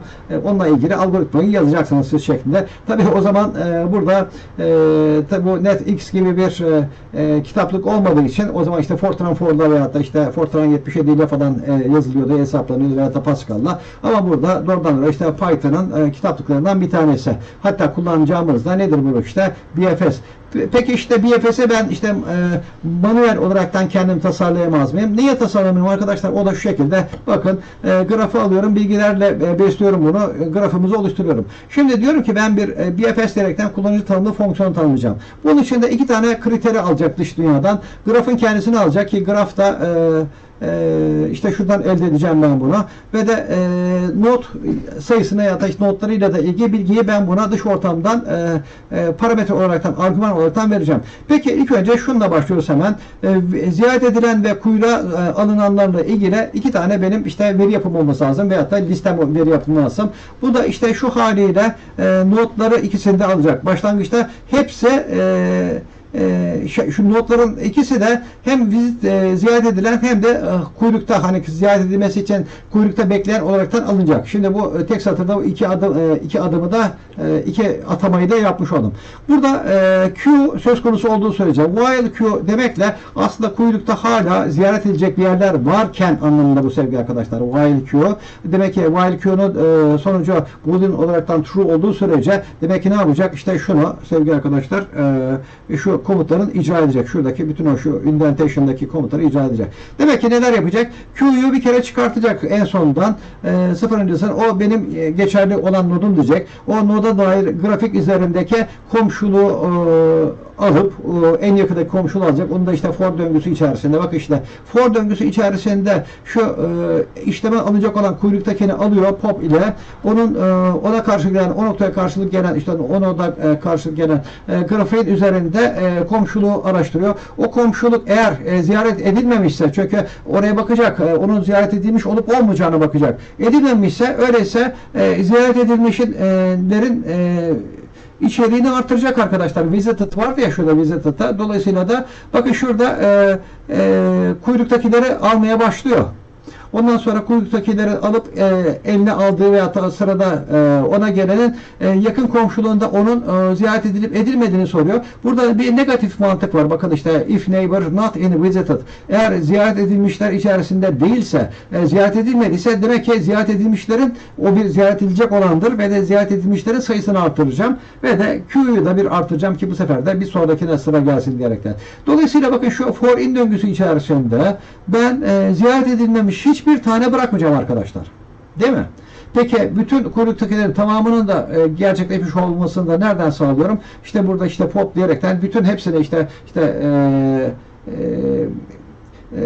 kuyruktakilerin hepsini aldıktan sonra kuyrukta hiç kalmayacak. Dolayısıyla da while döngüsü de burada dışarıya çıkacak. Çünkü artık madem işleme sokulacak olan hiç ziyaret edilmediği hiçbir yer kalmadıysa dolayısıyla da while döngüsünün dışına çıkılacak. Peki ben burada işte bu fonksiyonumun geri döndürdüğüm değer ne olacak? Visited yani ziyaret edilmişler olacak arkadaşlar. Öyleyse benim şimdi kullanıcı tanımım hazır. Definition dediğim şu fonksiyonum yani user defined fonksiyonum hazır. Öyleyse ben bu fonksiyonu çağıracağım arkadaşlar. Çağırırken de diyorum ki BFS fonksiyonu çağır diyorum. Tamam güzel yazdım. Bakın burada işte class falan tanımlamadığım için buradan ne oluyor? Burada bir fonksiyon invoke ediyorum arkadaşlar. BFS fonksiyonunu invoke ediyorum. Peki neyi çağıracağım ben BFS fonksiyonunu invoke ederken? Grafı çağıracağım değil mi arkadaşlar? Burada grafı çağırıyorum. G'yi çağırıyorum. Peki bir de start noktası olması lazım değil mi? Başlangıç noktası olması lazım. Ve bana işte şu kriteri verdiler. A noktasından başlayacaksın diyerekten. Onun da yerine gelmesini sağlıyorum. Burada işte fonksiyonu çağırırken A'dan başlayalım diyorum. Dolayısıyla bana neleri döktürüyor? İşte tamamının ziyaret edilmedik hiçbir yer kalmaması için A'dan başlayaraktan B'ye, C'ye. Burada tabii şimdi alfabetik sıra içerisinde şunlar geldi ama bunların işte şu sırada verilmemiş olabileceğini düşünebilirsiniz arkadaşlar. İlle de yani şu sırada verilmeyebilir. neyi görmüş olduk? Bir yönsüz graf içerisinde ziyaret edilmedik, yani ulaşılmadık, yani hiçbir yer icra edilmeden kalmadı arkadaşlar. Buna traversal deniyor. Traversal gezinme, yani üzerinde gezinme, yani gidip ziyaret etme veya orada bulunma. Artık ondan sonra bulunduktan sonra o nokta üzerinde gezinilmişler arasına katılıyor arkadaşlar. Burada da işte eğer gezinilmemişse onların üzerinde işte şunu eklediyerekten döngüyü sağlıyoruz. Peki şöyle bir tane daha bir özelliğimiz var. O da şu. Merak etmeyin arkadaşlar. Artık ders bitmeye başladı. Saat kaç oldu? 3 saate yakın oldu. Şimdi burada undirected bir grafik üzerinde, yani yönsüz bir grafik üzerinde depth first search diyerekten ilk derinlemesine araştırma denilen, böyle Türkçeleştirebiliriz. Böyle bir metot icra edeceğiz. Yukarıdakinin aynen devam edecek şimdi arkadaşlar. Visited'lar, yani ziyaret edilmişler şu anda 0 boyutlu bir veri yapısı. Yani ziyaret edilmiş hiç yok. Şimdi dedik ya hani derinlemesine bir arama yapacağız diyerekten. Adı da onun DFS diyerekten geçecek. Öyleyse diyorum ki bir kere buradaki DFS'imiz işte şurada Depth First Search dediğimiz bu. Şöyle tanımlanacak. Ziyaret edilmiş olan graf ve not. Dedik ki hani edilmemiş bir tek bile yer. Diyeceksiniz hocam diğerinden ne farkı var? Burada grafin kendisini alıp bütün şu while döngüsü içerisinde yükü bunun üzerine yıktık arkadaşlar. Okey? Yani grafa bir gel bakalım da sen burada ben nasıl araştıracağımı bilirim deyip bu işlemin manuel olarak şurada algoritmasını kurmuş olduk. Burada da biraz daha sade hale geldi elbette. Diyor ki ziyaret edilen yerler, yine graf ve nodu kullanacağım diyorum. Buradaki dışarıdan ziyaret edilmiş olanları bir kere kullanacağım arkadaşlar. Burada gene eğer ziyaret edilmediyse diyorum ki burada şimdi ziyaret edilmiş olansa eğer otomatikman geçecektir. Ama ziyaret edilmediyse, öyleyse bu visited'ların işte burada boş küme şeklinde ya, boş list veri yapısı connection şeklinde ya, bunun üzerine bunu ekle ve de burada işte yine graph node üzerinde for in döngüsüyle şunu gerçekleştir diyorum. Aslında buradaki sevgili arkadaşlar şimdi çok enteresan bir şey var. Burada hemen bu bana neyi çağrıştırır da bir noktadan bir noktaya kadar sayıların çarpımını veren bir fonksiyon vardı ya, faktöriyel fonksiyonu. Bazen faktöriyel fonksiyonunu kendini çağıran bir yapı içerisinde yaptığımız zaman bize ne veriyordu sevgili arkadaşlar? O sayının faktöriyelini veriyordu değil mi? Burada da ama orada işte faktöriyeli bir eksilterekten işte 5 faktöriyelse eğer işte orada faktöriyel metodun içerisinde, fonksiyonun tanımlı fonksiyon içerisinde o sayı azalaraktan sıfıra düşecekti. Dolayısıyla da o loop'un, o döngünün sona erdiğini verecektik. Burada da faktör şu. Tabi belli bir işte faktörel hesabı yok ama burada da fonksiyon içerisinde fonksiyonun çağrılması gibi bir kavram var. Bakın. Ben şimdi burada DFS fonksiyonunu tanımlıyorum. Aslında diyeceksiniz hocam bu illegalite değil mi? Değil sevgili arkadaşlar. Bu aslında bize de işte Python'ın sunduğu güzelliklerden bir tanesi. Fonksiyon içerisinde bunu çağırıyorum ki bunun bir anlamda nesini kontrol etmiş oluyorum. Bu visited ziyaret edilmişler 0 ama eğer ki benim içerisinde bu işte döngünün içerisinde not eğer ziyaret edilmemişse işte şurada bunu ben şuradan kontrol edebileceğim. Bir anlamda şuradaki kör ama vicious circle dediğimiz, yani kısır döngü yapan while döngüsünün, yani kuyruğun kontrol edilmesiyle ilgili while döngüsünün bir başka versiyonu veya da başka bir işte mahiyet itibariyle ben DFS'i, yani depth neydi bunun first search fonksiyonunu şöyle tanımlamış oldum. Hemen aklımıza şu gelebilir. Hocam peki bu API'larda da bundan çok farklı mı? Sevgili arkadaşlar çok farklı olduğunu düşünmüyorum. Fakat orada olabilecek olan çok fazla argüman veya da parametrede göz önüne alınacak şekilde hani birden fazla şey olabilir, seçenek olabilir. Daha bir etraflı, yani general purpose bir tanımlama yapılmıştır arkadaşlar. Ama mantık olaraktan işte bu API'nin yaptığı iş de bundan farklı olmayacak sevgili arkadaşlar. Peki burada işlemi yaptıktan sonra burada da işte kesin kes ziyaret edilmedik yere kalması için bunu bulduk. Şimdi burada çeşitli metotlar var. Burada Tabii şimdi şu saat biraz ileri oldu. Onun için Erdos Renier model gerekten bir model var. Burada da rastgele grafikler oluşturulmuş. İşte bu model ve de ne yapıyormuş işte burada üzerinde çalışılan, yaygın olarak çalışılan en basit ve yaygın olarak kullanılan modellerden bir tanesiymiş. Burada ne işe yaradığı konusu var sevgili arkadaşlar. Bunu artık hızlı bir şekilde geçeceğim. Çünkü buna ait örnek yok herhalde. Bakıyorum şimdi.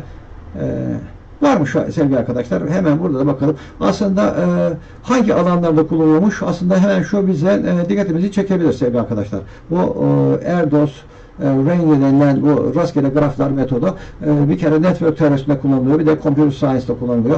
Burada işte rastgele grafiklerin özelliklerinin üzerinde çalışmak için. Şimdi aslında bu çok yuvarlak bir laf. Üzerinde çalışmak derken konuya spesifik veyahut da işte know-how bilgisi de olabilir bu. Bunun üzerinde çalışmak için veyahut da o network'teki elemanların veyahut da dinamik değişkenlerin nasıl bir istatistik üzerine, nasıl bir trend üzerine gittiklerine dair çalışmalar yapmak için tamam gayet mantıklı network uygulamaları bu topoloji, teori için uygun bir araştırma alanı. Başka ne olabilir? Computer Science. Burada da rastgele bağlantılarla ilgili bunu simüle etmek üzere veyahut da işte networklerle ilgili algoritmalar için. Hep işte geri planda büyük huge data dediğimiz böyle çok büyük veriler var. Kullanıcıların ilgi alanlarından tutun bağlandığı noktalar işte arkadaşlıklara veyahut da neydi veri transferlere nerelere ilgi duydukları ile ilgili bütün bu bilgilere dair ve bunların da işte ilişkilendirildiği algoritmalar sevgili arkadaşlar. Random grafikler araştırmacılara ne bakımdan da yardımcı olabilirmiş arkadaşlar? Daha karmaşık yapıların ve networklerin gerçek dünyadaki uygulamalarındaki davranışlarını da anlamak bakımından. Hep dedik ya sevgili arkadaşlar, aslında orada olaylar oluyor. İnsanların yarattığı veyahut da işte sistemlerin yarattığı ve olayların karmaşıklığı arttıkça biz belki de onu idrak edememe noktasına geliyoruz. Oysa ki eğer ki yine uygun algoritmalar, uygun ilişkilendiriciler kullanaraktan, metotlar kullanaraktan her birisinin kendi içerisinde olan biteni değerlendirip diğerleriyle de karşılaştırmalı bir değerlendirme yapma imkanımız olabilir sevgili arkadaşlar. Burada Erdos Renier algoritmasının da bir örneğine, buna ait bir örneği de şurada görüyoruz. NX diyerekten aldım. Görsel olaraktan çizdireceğim. PyPilot'u kullandım. Bir de NumPy özelliğinden kullanacağım. Basit bir şekilde şöyle bir graf çizdiriyorum. NX Erdos Renier graf. Bakın aynen hani bir grafiği çağırma ile ilgili bir klasımız vardı ya. Burada da çağırdığımız metodun adı Erdos Renier graf. İki tane veri vermişim. Ondan sonra seed diyerekten bir başlangıç noktası vermişim. Directed false yani directed olmayan seed demişim. Demek ki GNS'den üzerinde ben çizimi yapabilirim ben burada. İşte baştan şekille ilgili bir başlangıç değerlendirmeyi yapıyorum. Ondan sonra hemen çizmek için yeterli çünkü veri var. Ama bir de şuna kozmetik bunu daha iyileştirici şeyler koyuyorum. Bundan sonra da işte şu 10'a 0.3 dedim ya. Dolayısıyla işte 10'a 0.3 ne anlamda? 0'dan 9'a kadar öyle değil mi? 0'dan 9'a kadar 10 tane noktayı bir anlamda işte şu ağırlıkla oluşturmuş oldum. Yani şu komut interpret edildiğinde yani şu satır içerisinde zaten şuradaki verilerin çoğunu taşıyor. Tabii şunlarla da onu böyle görsel olaraktan yakışıklı hale getirdim ve de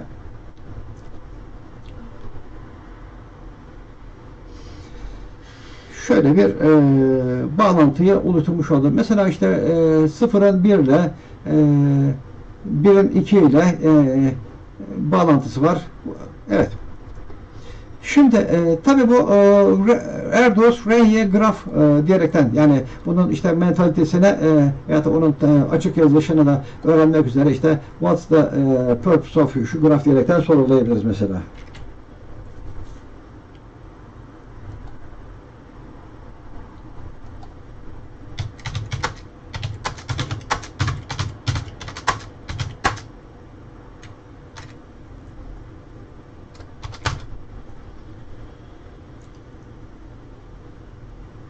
Evet. Erdos Renier graf rastgele bir grafik ortaya çıkartıyor. Bu işte verilen verilere göre işte bu nominal grafik olabilir diyor ve de işte bu fonksiyonu ortaya çıkartıyor. Hatta şunu biraz daha hani görsel dediğimizde böyle bize biraz daha böyle bir anlamsal bir şeyler katabilir mi? Rastgele grafiklerden kod yayınlayacağız. Mesela şöyle en basit hali gibi şöyle Erdoğan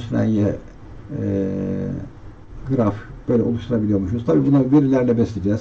Ya da yine ben yine random network şöyle bir Erdoğan kullandığımda tabii bunu malzemeleriyle belirtmem lazım.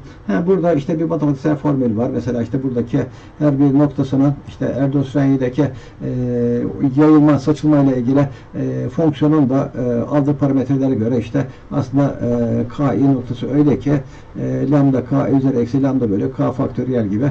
Bunu da şöyle bir galiba işte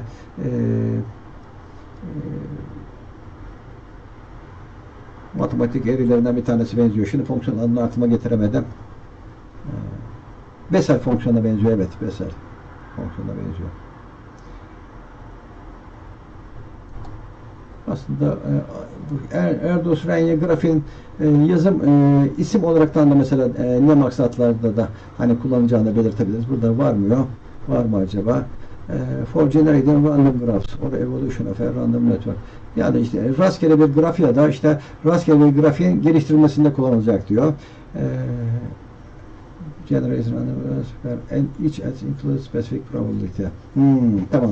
Her birisi spesifik bir probabilite olasılıkla diyor. Dolayısıyla bir anlamda bizim eğer elimizde bir takım veriler varsa onların olma olasılıkları da varsa hani o noktadan hangi noktaya gideceğine dair bunları da işte Erdoğan modellemesiyle gerçekleştirebiliriz diyor buradaki açıklama. Burada da şöyle bir şey ortaya çıkartmıştı. Evet, burada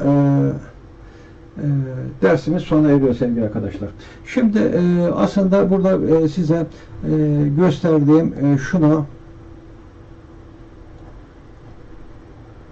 NetworkX bunun üzerinde ben anlattım arkadaşlar. Gösterdim. Yani aslında şuydu. Şunu ilk başlangıç şunu gösterdiğimizde şunun üzerinden anlatım ilk derse medium şu beyefendiyi de burada minnetle anmakta yarar var. Tushar Agarwal denen beyefendinin hazırlamış olduğu şu materyalleri size anlataraktan buradan izah ederekten anlattım İngilizce kısımda. Sonra Python'ın kendisinin yüklenmesiyle ilgili şu var. Burada işte pip installer konusu. Başka ne gösterdim size? Şu kaldı. Bunu sevgili arkadaşlar burada da oldukça özellikler var. Bakın. Evet, şöyle söyleyelim. Önümüzdeki dersimizde şu konuyu inceleyeceğiz. Şunun iş yerine bakacağız arkadaşlar.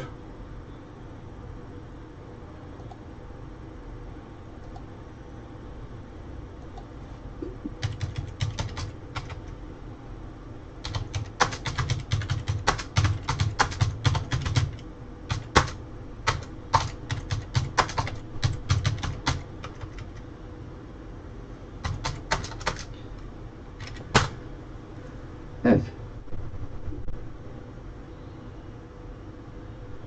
Burada işte yeni derste Geek for Geeks adlı web sitesinden devam edeceğiz arkadaşlar. Eğer ki dersi beğendiyseniz beğeni atarsanız memnun olurum. Şuradan itibaren aslında hemen aynı şeyler anlatacağız ama her seferinde diyorum ki yeni bir tarz varsa hani anlaşılmadık, öğrenilmedik bir yer kalmasın ki ben de onu size öğretebilirim arkadaşlar. Ve de NetworkX'in üzerinde önümüzdeki zaten şunun çok uzun süreceğini sanmıyorum. Yani şurada neresiydi pardon şurası Geek for Geeks'teydi şu kısımda.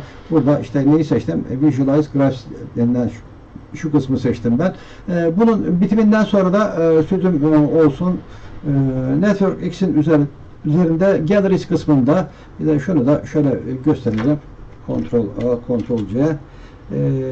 İkinci oturumda da yani işte sırada ne var? O da şu.